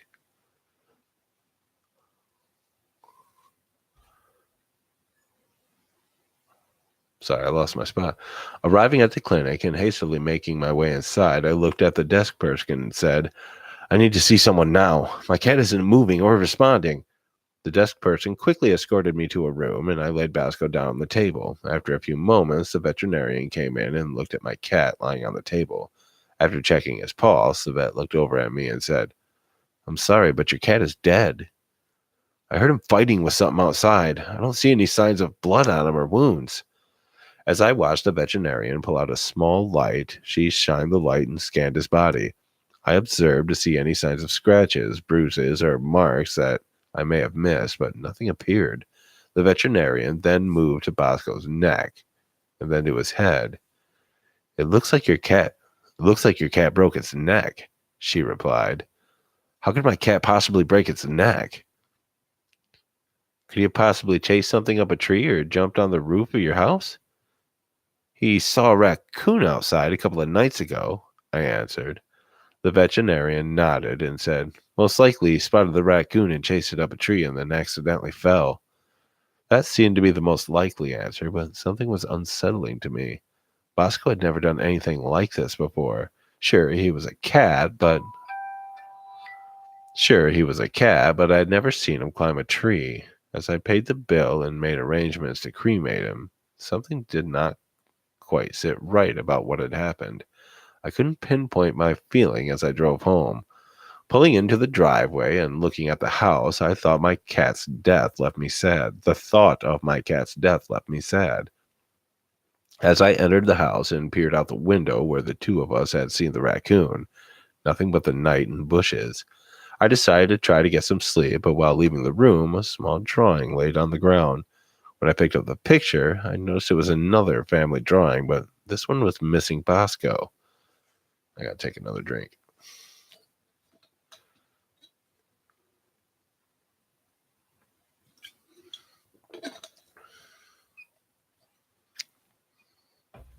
Yeah, I appreciate that, Horav.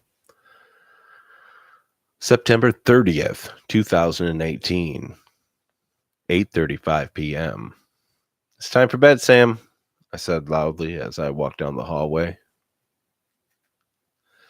As I started making my way down the hall to retrieve Sam, who was loudly trotting around his playroom, I noticed that he was whispering lightly. At first, it sounded as if he was talking to himself, but it seemed as if he was holding a conversation. The first thought that came to my mind was that my sister was in the room with him. As I reached the outside of the room, I stopped for a brief moment and listened. I didn't hear my sister's voice, but Sam, who whispered, "I can't play any more tonight." He continued, "I know you don't like it when I leave, but I have to go to bed." Walking into the room, I watched as Sam's head quickly turned facing me. He seemed shocked that I was listening to his conversation. I looked around the room and I looked back at him. "Who are you talking to?" I asked. "You made him run away." "Who did I make run away?" "Mr. Green Eyes," Sam shouted as he pointed at the windows. The feeling of someone or something, whether imaginary or not, made me feel tense after what happened to Bosco. Something in my head told me to go outside and look around, even if it was to prove to myself that Sam's friend was imaginary. "Why don't you head to bed, Sam? Your mom is waiting upstairs to tuck you in," I said. Sam gave me a little bit of a frown, but relented and headed towards his bedroom. Heading outside and walking towards the window of Sam's playroom, nothing looked strange as I approached it. A sigh of relief came over me as I realized no one was outside, and Sam's friend was imaginary. That's when I looked down and saw something strange on the ground. It was a light. It was a The light showed it plainly the closer I got. A set of footprints with the toes point inward the window, as if someone was standing there and watching. The tension in my body started to rise as my legs began to feel stiff. Reaching for my phone and dialing the non-emergency number, I requested for a police officer to come as quickly as possible. Someone or something had been outside speaking to my nephew. Kneeling down and looking at footprints, they looked big and deep. Whoever had been looking outside appeared to be large and heavy. After hanging up the phone and thinking of how to explain to my sister that the police are arriving without making her panic, I lift my head up to see the light to Sam's room is still on, strangely. Making my way to the back door of the house, I feel frozen in terror. I don't remember leaving the back door open. Left stunned and with sinking feeling by the sight of the door being open, dashing for the door and entering the house, I called out to my sister and my nephew, but heard no response. The sound was too quiet, like no one was even in the house. Reaching the stairs and looking up to see if the light to Sam's room is still on, something's not right. I quickly run to the stairs and scream, "Sam, where are you? Somebody, please answer me," I scream again. Entering Sam's bedroom and seeing an empty bed, I looked down to see my sister's lifeless body on the floor, lying flat on her stomach. I rushed over to her and checked for a pulse, but I felt nothing. She has bruises along her neck as if something came up from behind her and attacked. Sobbing uncontrollably at the sight of my sister, who looks to have had her neck broken. "Sam, please tell me where you are," I yell. Sam still doesn't respond to my screams, and that worried me. Standing back up, I ran back to the stairs, running down the hallway, checking every room, every one of them empty. When arriving in the playroom, something is in the corner of my eye. What looks to be a man with a sickly pale white skin is looking directly at me. He is abnormally tall, almost reaching the top of the window. His face has a grin with jagged, crooked teeth that are stained brown. The terrifying gaze he gave me from his gruesome eyes that were a dark green with a black pupil. He pursed his lips for a moment and then lifted his finger. I stand as his smile widens and he walks away slowly. As the man walked away from the window, I catch a glimpse of Sam following him innocently with a smile on his face. Running toward the still open back door and outside, they appear nowhere in sight. The wind howls, and with a slight creaking sound, when I look to see the back gate to the front yard was now open. Rushing to the front yard and looking about, but nothing, not either one. I run to the street, desperately looking at both sides of the road, hoping and praying to catch the faintest view of my nephew. As I see the lights of the police car approaching my house, I look hopelessly on as it was too late, as it seems that both my nephew and whatever evil thing led him away had disappeared into thin air.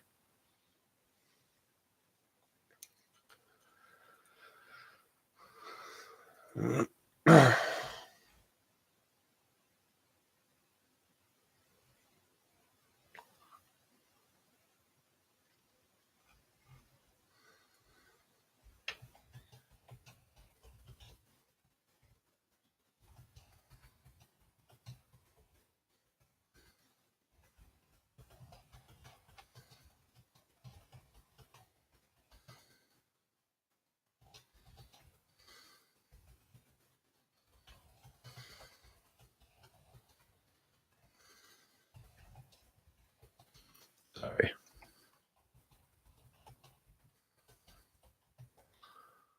All right.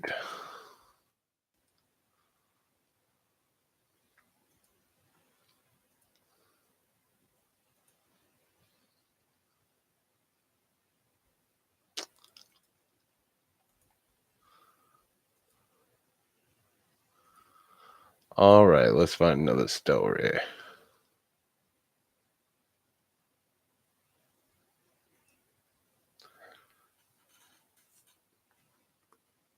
So what's up, everybody?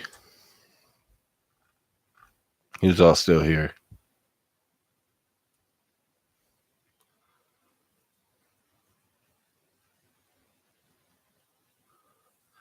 April's here. Roll check.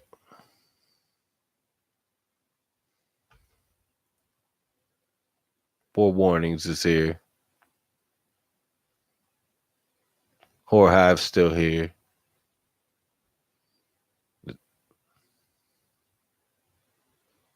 Oh, how close are you to being done with it? Jack. Hey, Mr. Reality's here. Creeps Gamer bailed out, though, apparently. Bastard.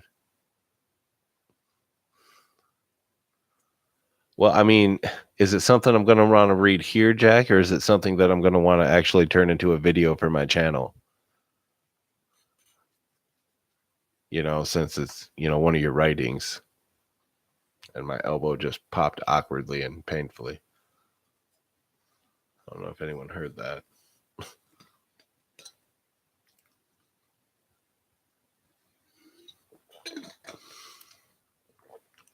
Yeah, where is Boogeyman?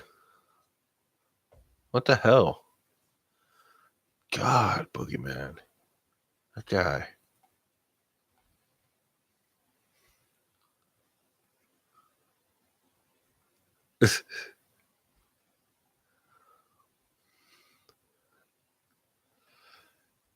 These? They say Living Dead.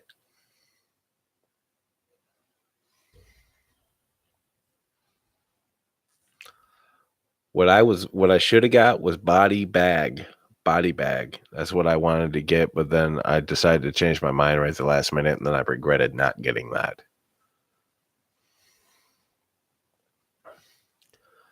All right. You know what? I don't want to read a science one.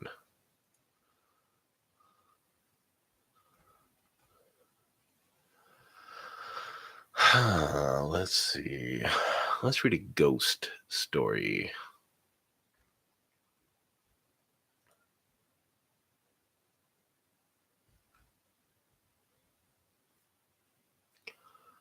Boom, boom, boom, boom, boom.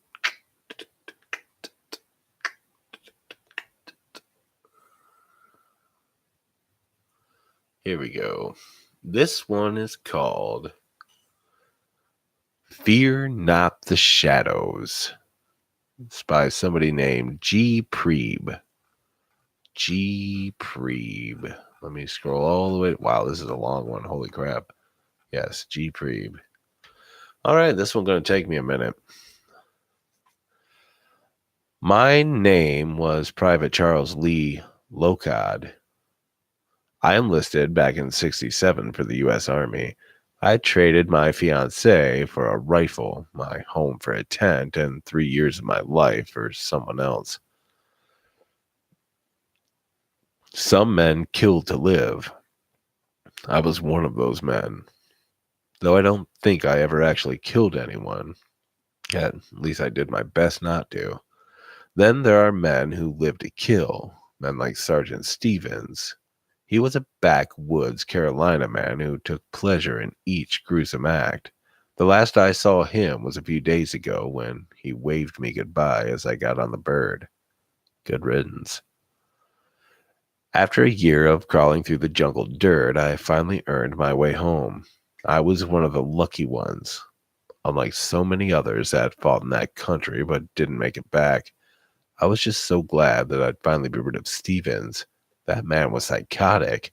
Gun-ho, high-speed death machine. He once told me when I first met him, "Son, my count is 23, and all I felt was the recoil of my rifle."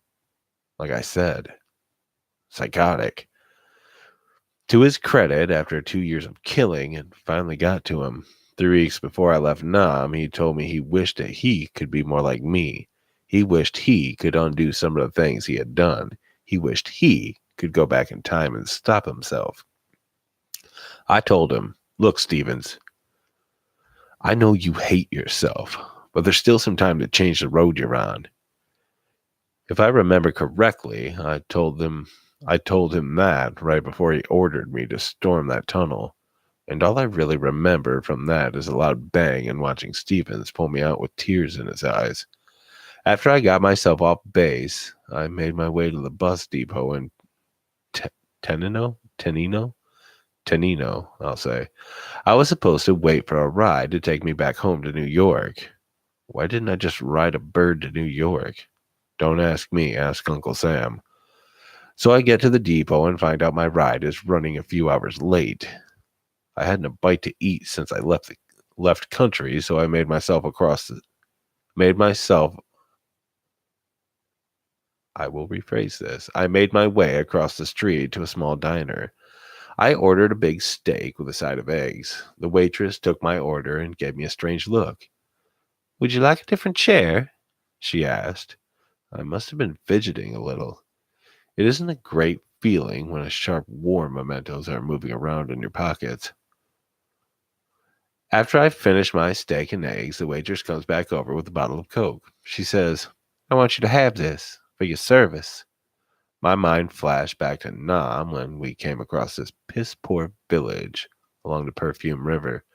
A little girl runs up to me, smiles, and hands me a bottle of Coke.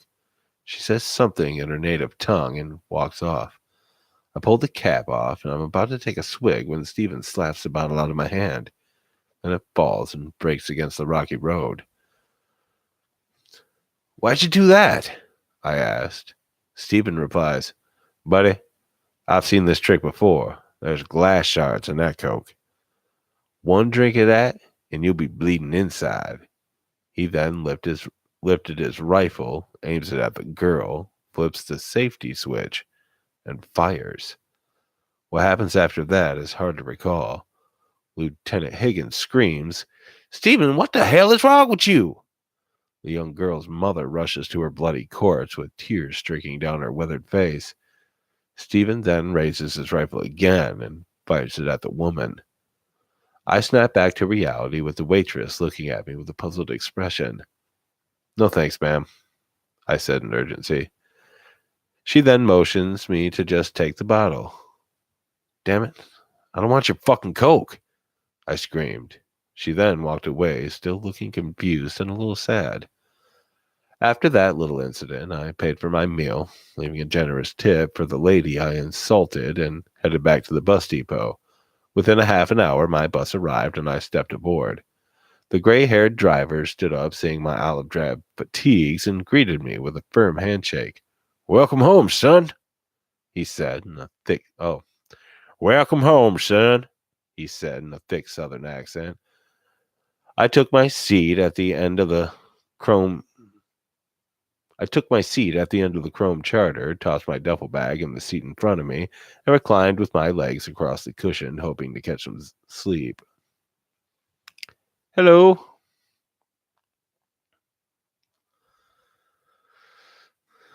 Hello, Roseanne. To my surprise, as soon as I had laid down, the bus took off. I drew a deep, relaxing breath and quickly drifted off to sleep. I had a nightmare. I was back home. Stevens and I are pulling night guard in the tower overlooking the gate. He pulls out a cigarette and lights it. That's a nice lighter. Mind if I look?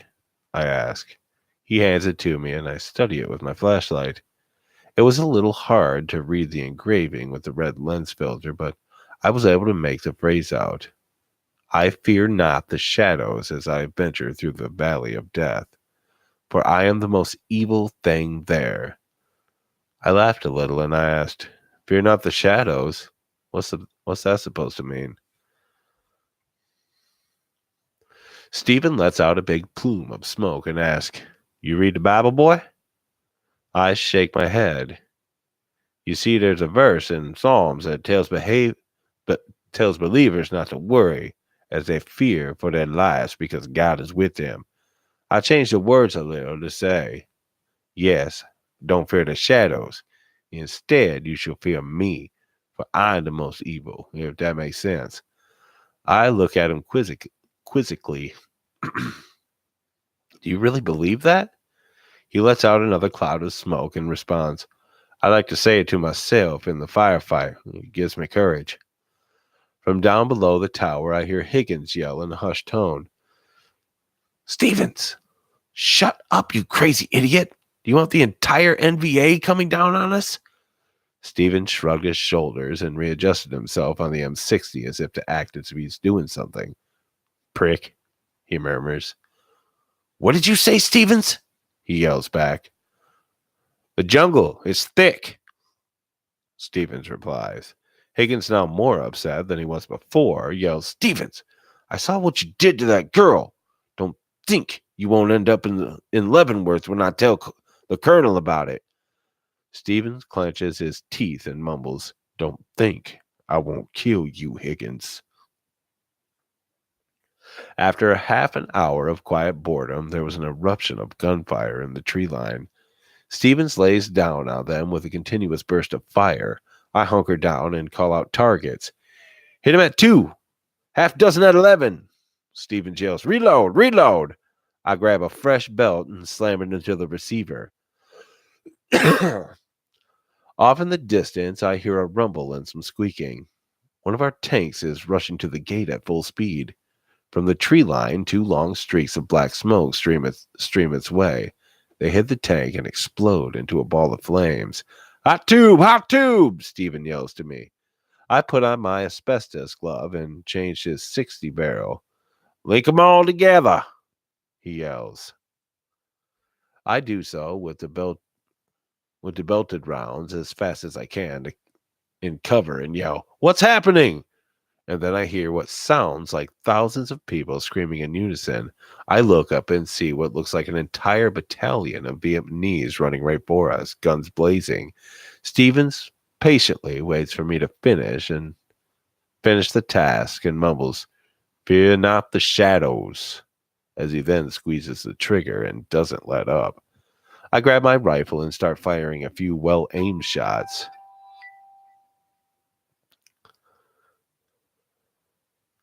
Spent brass soon lines the floor of the tower. Calling out targets became pointless. They were coming from all directions. I changed my magazine, and I see Stevens' barrel glowing red hot as his last rounds were shot off. He then grabs me and throws me over the ledge of the tower. He jumps over and lands on top of me before I can understand what's happening. He picks me up, and we're running away. I take a glance behind me, and the attacking Vietnamese are bum-rushing the gate. Stevens and I then run into the jungle where he sees Higgins running a few yards ahead of us. Stephen then aims his rifle and fires. I woke up screaming at the top of my lungs and startled the old bus driver. He swerved a little. Dear Lord, son, what's wrong? He asked. I took a few deep breaths and wiped the cold sweat from my brow. I just had a nightmare, I responded. The driver gently parked the bus, walking back to me and asked, "Is there anything I can do, son?"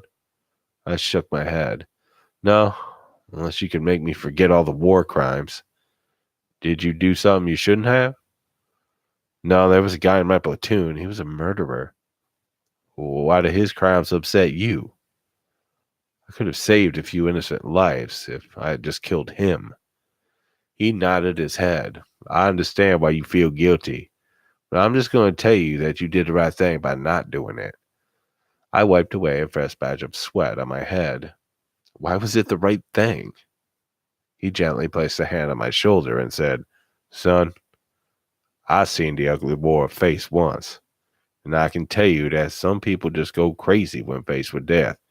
They lose all sense of humanity and devalue their brothers and sisters of God to mere animals.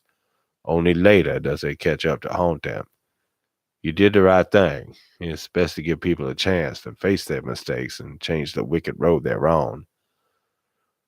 That guy was a contained psychopath. Word just drew him out. I just hope the people I've failed don't come back to haunt me. "Did he ever show any remorse?" "Yeah, he broke down one day and told me he wished he hadn't done the things he had done. He told me he wished he could be more like me. If I were you, I would take that as a badge of honor. You went to war, saw the faces of evil, and you didn't come out a murderer. You came home a man that evil envies." I unsuccessfully tried to hold back the tears from his words. I started crying pathetically. The driver gave me a pat on the shoulder and walked away. He resumed traveling down the heavily wooded road through the Washington darkness. As usual in the Pacific Northwest, it started to rain. I stared out the window as the thick raindrops rolled down the window. I flinched when I saw what looked like a person walking on the side of the road. At first, I thought it was just some drifter. Then I saw it again, and again, and again. Something wasn't right. Why would there be so many people walking down a quiet road in the middle of the night, in the rain? The bus came up to the lighted intersection and stopped. I gasped when I saw someone running towards the bus door. It looked like a black silhouette, just like a shadow. I was about to yell to the driver, but he started moving again, and the shadow slammed into the side of the bus with a thud. I desperately hoped I could have drawn this up to just me going insane and seeing things, but I know I saw the driver flinch a little when the shadow man made the impact. I tucked my head below the window and closed my eyes, which was my biggest mistake. I fell asleep again. It's the morning after the attack, and we're tasked to go out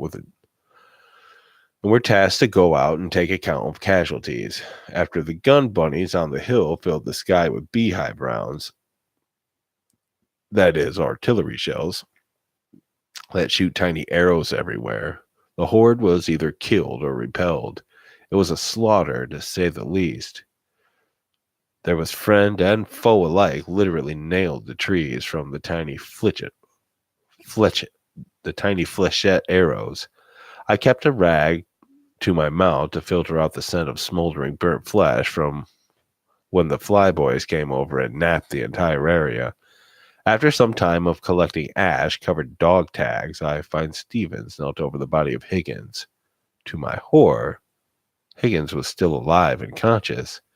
Stevens has him pinned to the ground with the muzzle of his rifle prying open Higgins' mouth. Stevens then stabs his knife into his mouth, then picks up a large rock and swings it at the knife handle. I still hear the crack and Higgins scream as each of his teeth were being pried out. "Dear God, Stevens, what the hell are you doing?" Stevens looks at me after popping another tooth loose. "Hey, pal, gold is worth money, and this guy has a lot of fucking cavities." I shout in anger. "Does he really have to suffer through that?" Steven rolls his eyes and grabs a pistol at Higgins' waist. He points it at his forehead and fires. A spray of blood covers them both. "That's not what I meant. I ought to kill you right now, you disgusting pig." Steven shakes his head and goes back to popping out Higgins' teeth. He stops for a moment as if he suddenly feels disgusted with himself. He picks up the pistol again and throws it at my feet. Then do it, he commands. I take a hold of the pistol and aim it at his head. I start to squeeze the trigger and then stop. He's not even looking at me. It's at this point I realize he doesn't care. Either he feels remorse and wishes to die, which I doubt, or he truly believes in his fear not the shadows nonsense. I then see Steven shimmy himself away from Higgins' chest. I think the horror is over. That is, until he stabs his knife into Higgins' belly. What the hell? I scream.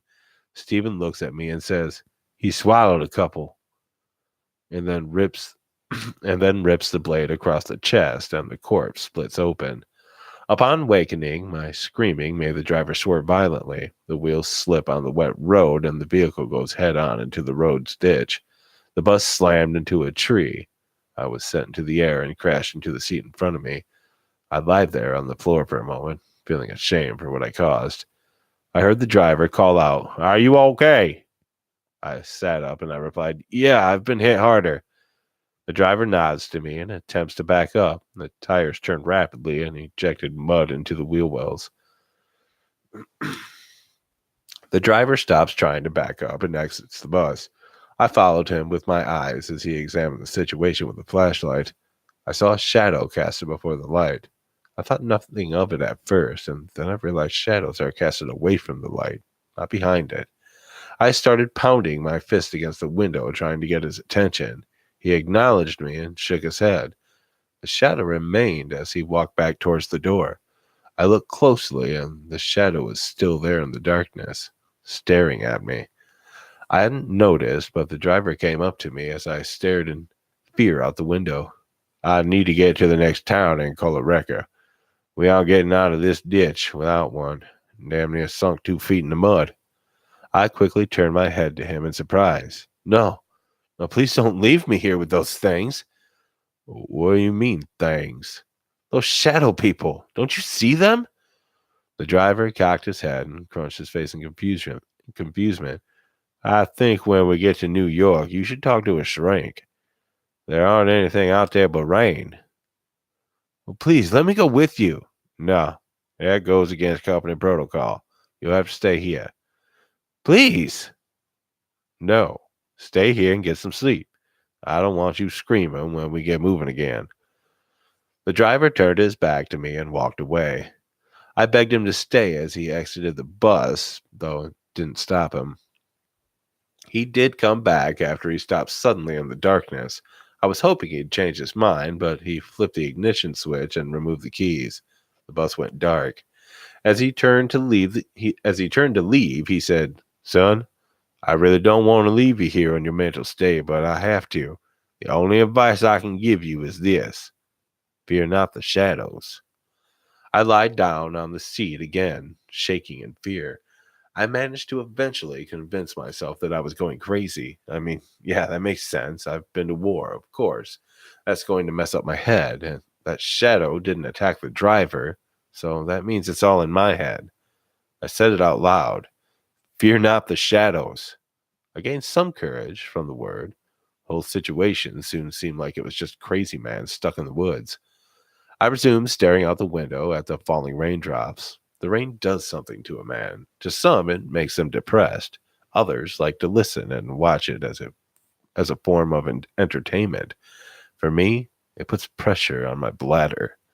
I really didn't want to go outside, still slightly fearing what I had convinced myself were hallucinations. But a man has to do what he has to do.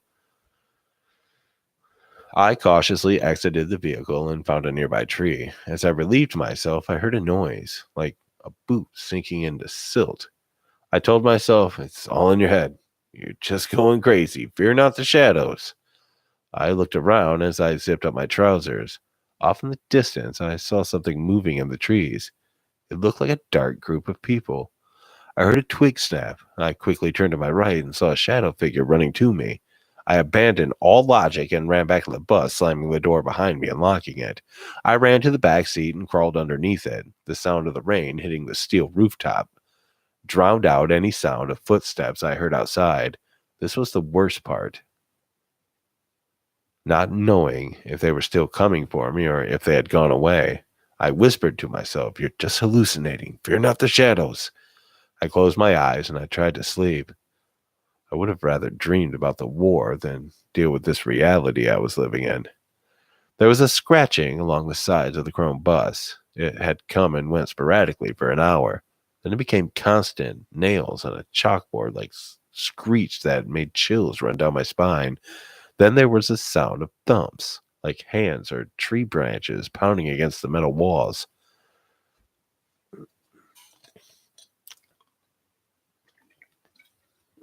You're very welcome for reading to you.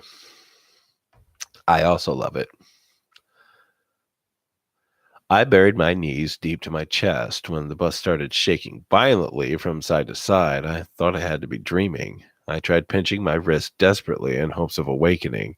I squeezed harder and harder until at last I realized I wasn't dreaming as blood started to trickle down my fingers. There were deafening screams, like the ones I heard the night Stevens and I were up in the guard tower. I whispered to myself over and over again, "Fear not the shadows, fear not the shadows, fear not the shadows." I began to gather courage from the words, but that courage soon dissipated when I heard the sound of breaking glass and the sound of scampering feet rushing the vehicle. When I saw the feet coming down the aisle, I closed my eyes and started screaming, "Fear not the shadows, fear not the shadows, fear not the shadows." I opened my eyes and the feet were gone, and I took a deep breath. My little chant seemed to help. Then there was this sucking noise, like walking across a hardwood floor with wet feet. Two small, barren, bloodied feet slowly crept towards me. My heart raced faster with each sticking, staining, limping step. I thought my chest was about to explode when the feet were only inches from my face. I whispered, "Fear not the shadows," once more, but the phantasm refused to leave my sight. It fell to its knees and reached a fist hand beneath the seat. I pushed my back as far as I could against the wall. The blood-soaked fist crept right in front of my face and suddenly stopped. The little fingers opened into a palm. The digits flagged back and forth, beckoning me to grasp it. I whispered out, "No." Then I heard a familiar voice say, "If you fear not the shadows, take a hand." I did so hesitantly. The little hand gently tugs on my arm, and I shuffled myself out from the seat. Soon I looked at the hand I was holding. It was the girl Stevens murdered. Blood was dripping from the wound in her forehead and down her entire body. She looked at me with sympathy and pulled me forward up the aisle. When she turned her head away, I looked up and saw the multitude of feet from earlier standing in the seats. They were always there. My chant did nothing. There were mostly faces of bloody Vietnamese soldiers staring back at me, some of them stoic, some sad, and few bowed their heads in prayer, and a few had looks of anger and utter hate. Their eyes followed me as the little girl and I walked to the front. I gasped when I saw the face of Higgins, looking at me slack-jawed, teeth missing, and to my utmost horror, I saw me. I was standing at the front of the bus, and most of my face was missing from what looked to be trauma wound caused by an explosion. The man that looked like me stuck out his arm and pointed to the driver's seat, motioning for me to sit there. I took a breath and asked, "Who are you and these people?" The man mimicked my movement by taking a deep breath and said, "These people are fathers, sons, brothers, mothers, daughters, and sisters. All of any of them wanted in their final moments was to be home with their families. You are the one that cheated them out of it." "You got the wrong guy. I never killed anyone." "Do you recognize any of them?" After I looked around the bus, I looked back at myself and answered, "Yeah, a couple, like this girl. The older lady is her mother. That man without any teeth is Higgins." The man that looked like me buttoned his lips and asked, "What happened to them?" "They were killed by Stevens." "Where is Stevens now?" "He's still in Nam." "Are you sure?" "Yeah, he's the last person I saw before getting on the bird." The man again pointed to the driver's seat and commanded me to sit. I shakily sat down with my quaking hands at my lap. The man reached up in front of me and tilted the driver mirror down. Then he asked, "What do you see?" "I can't see anything." "Pull out your lighter." "I don't have a lighter. I don't smoke." "Yes, you do have a lighter. Check your right front pocket." I grabbed at my chest and I felt something hard in my chest pocket. I reached in, pulled it out, and paused. "What are you waiting for? Strike it." "You said," he said, now yelling. I let out a slight sob and I said, "No, I don't want to." He screamed, "Fear not the shadows and do it." The lighter flipped open with a metallic click. I rolled the flint and the vehicle was slightly filled with light. I gasped when I saw what was being reflected back at me. It was Stevens. What? How in the hell can this be? Locad put a hand on my shoulder and said, "A month ago, you told me you envied me. You wished you could change the road you were on and become a better person." No, I don't believe it. You tricked yourself into believing that you were someone else. No, I am Private Charles Lee Locad. Private Charles Lee Locad was killed when he was ordered by a sergeant to clear a tunnel. He stepped up on a tripwire, and the grenade it was connected to blew off most of his face. I am Charles Lee Locad. I am from New York, and I am going home to my fiancée. He violently grasped me by the shoulders and asked in a forced calm, "What does she look like?" I was silent. For the life of me, I couldn't remember what my beloved looked like. After what seemed like an eternity of silence, he spoke. "You don't know, do you?" I screamed, "No, I just can't remember. It's been years since I saw her last." A fist came crushing into my face. "You can't remember because you don't have anything to remember," he yelled with his bloody, mangled face close to mine. I then felt someone reach into my pocket. I looked and I saw a little girl pull something out of it. She opened her palm to reveal a loose set of golden teeth. "Those aren't mine," I screeched. "You're right, Stevens. Those aren't yours. You pried them out of Higgins' mouth." "I don't understand any of this. What are all you trying to do?" The man released his grip from me and took a step back. "You need to remember what you did. You can go through life living the lie that you're innocent Charles Lee Locad, or you can face who you are and change the road you're on." "I am Locad, God damn it! I'm just going insane." He looked me square in the eyes and said, "Read what's engraved in your lighter." I shook my head. "I don't want to." "Read it now." "No, I won't." "Face the truth, Stevens." A tear ran down my cheek as a dozen hands were placed on my shoulders and back. The little girl reached her arm around my waist and hugged me. In that moment, I finally realized it was me who killed Higgins. It was me who murdered the girl. It was me who sent Locott to his death. My name may still be Stevens, but there are two different Stevens out there. One was a murderer that was left in the hell of war, and the other is a man that left him behind. I spoke softly aloud. "I fear not the shadows as I venture through the valley of death, for I am the most evil thing there." I didn't even have to read it to know that. Whew. That was a long one.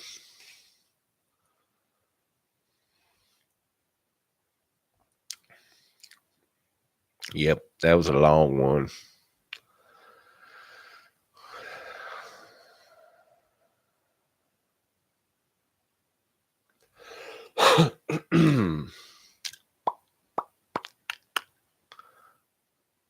Hey, what's up, Deity Paranormal? I don't know if you're still here. If I missed it, I'm sorry.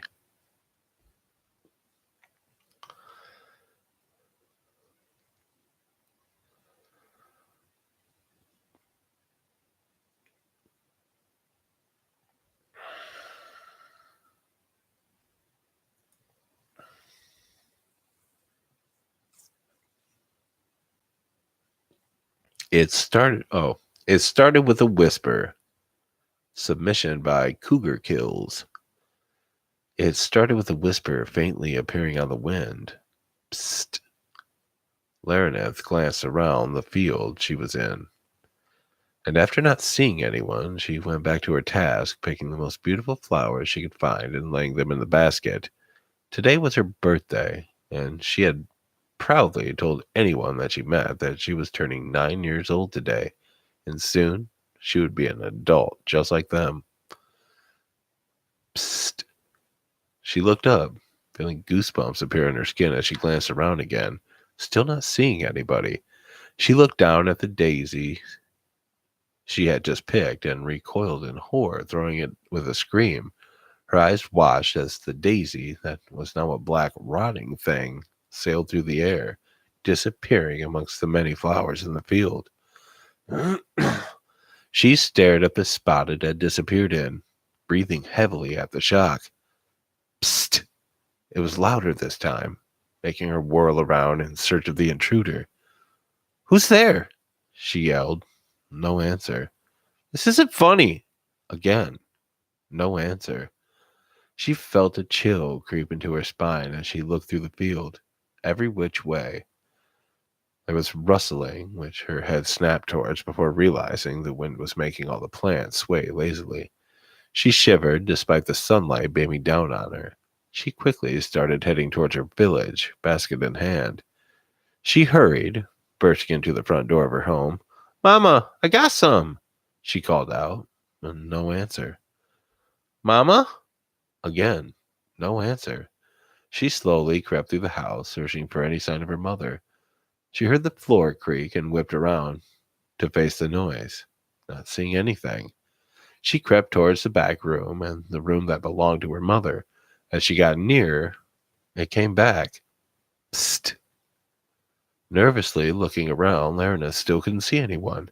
The house suddenly got dark, all light seeming to disappear into shadow. Who's there? What, what do you want with me?" she managed to stutter out. There was no answer.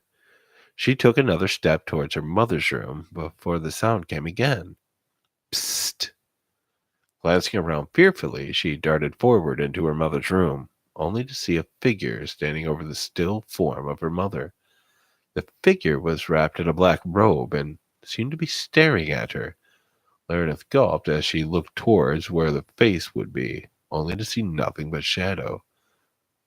Soon, the figure slowly faded out of view, seeming to dissolve into thin air.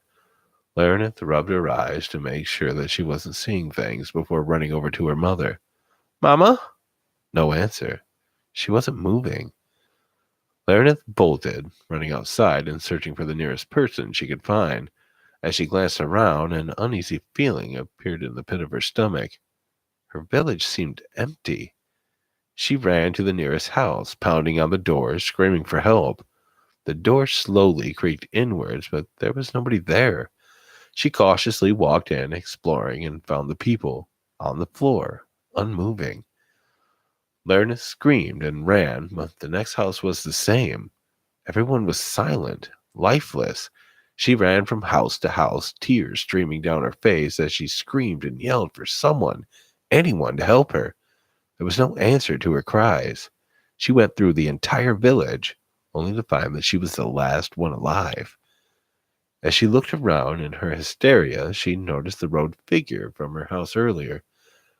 The cloth moved as if the figure was pointing at her, but there was no visible limb, only shadow. Soon. The voice echoed around her. She dropped to her knees, sobbing before letting out the loudest scream she possibly could. She screamed as she sat up in her bed, sweating profusely and glancing around. "It was just a dream?" she muttered to herself. "Meredith, come eat. Breakfast is ready," she heard her mother yell from the kitchen. "It was just a dream," she reassured herself before going into the kitchen. After eating and getting dressed for the day, her mother handed her a basket. "Why don't you go pick some flowers, sweetie? The ones on the table are looking sad." Meredith glanced behind her at the vase on the table. The flowers were indeed starting to wilt. She turned back and smiled. Okay, Mama, I'll get the prettiest flowers ever. She took off, racing to the field, beginning to pick the flowers that stood out and caught her attention. Psst. It started with a whisper, faintly appearing on the wind. I'm here.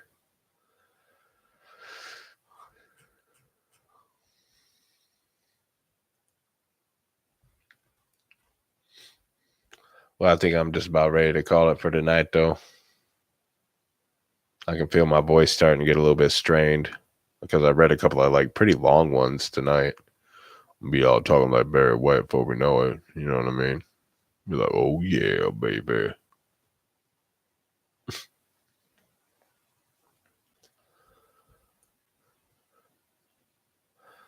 So, yep. I think I'm going to call it tonight. Hope you all had fun. I had a good time, as always. And I'd like to thank everybody for coming, hanging out. Again, I'm not sure who's all here, but if you're here, thank you for stopping in. But y'all have a good night. Goodbye. You did, April. You made it to the end. All right. Yes, the story will be for later, Jack. I can feel my voice straining. I'm sorry, dude. And April did actually succeed in making it to the end. Awesome. See ya.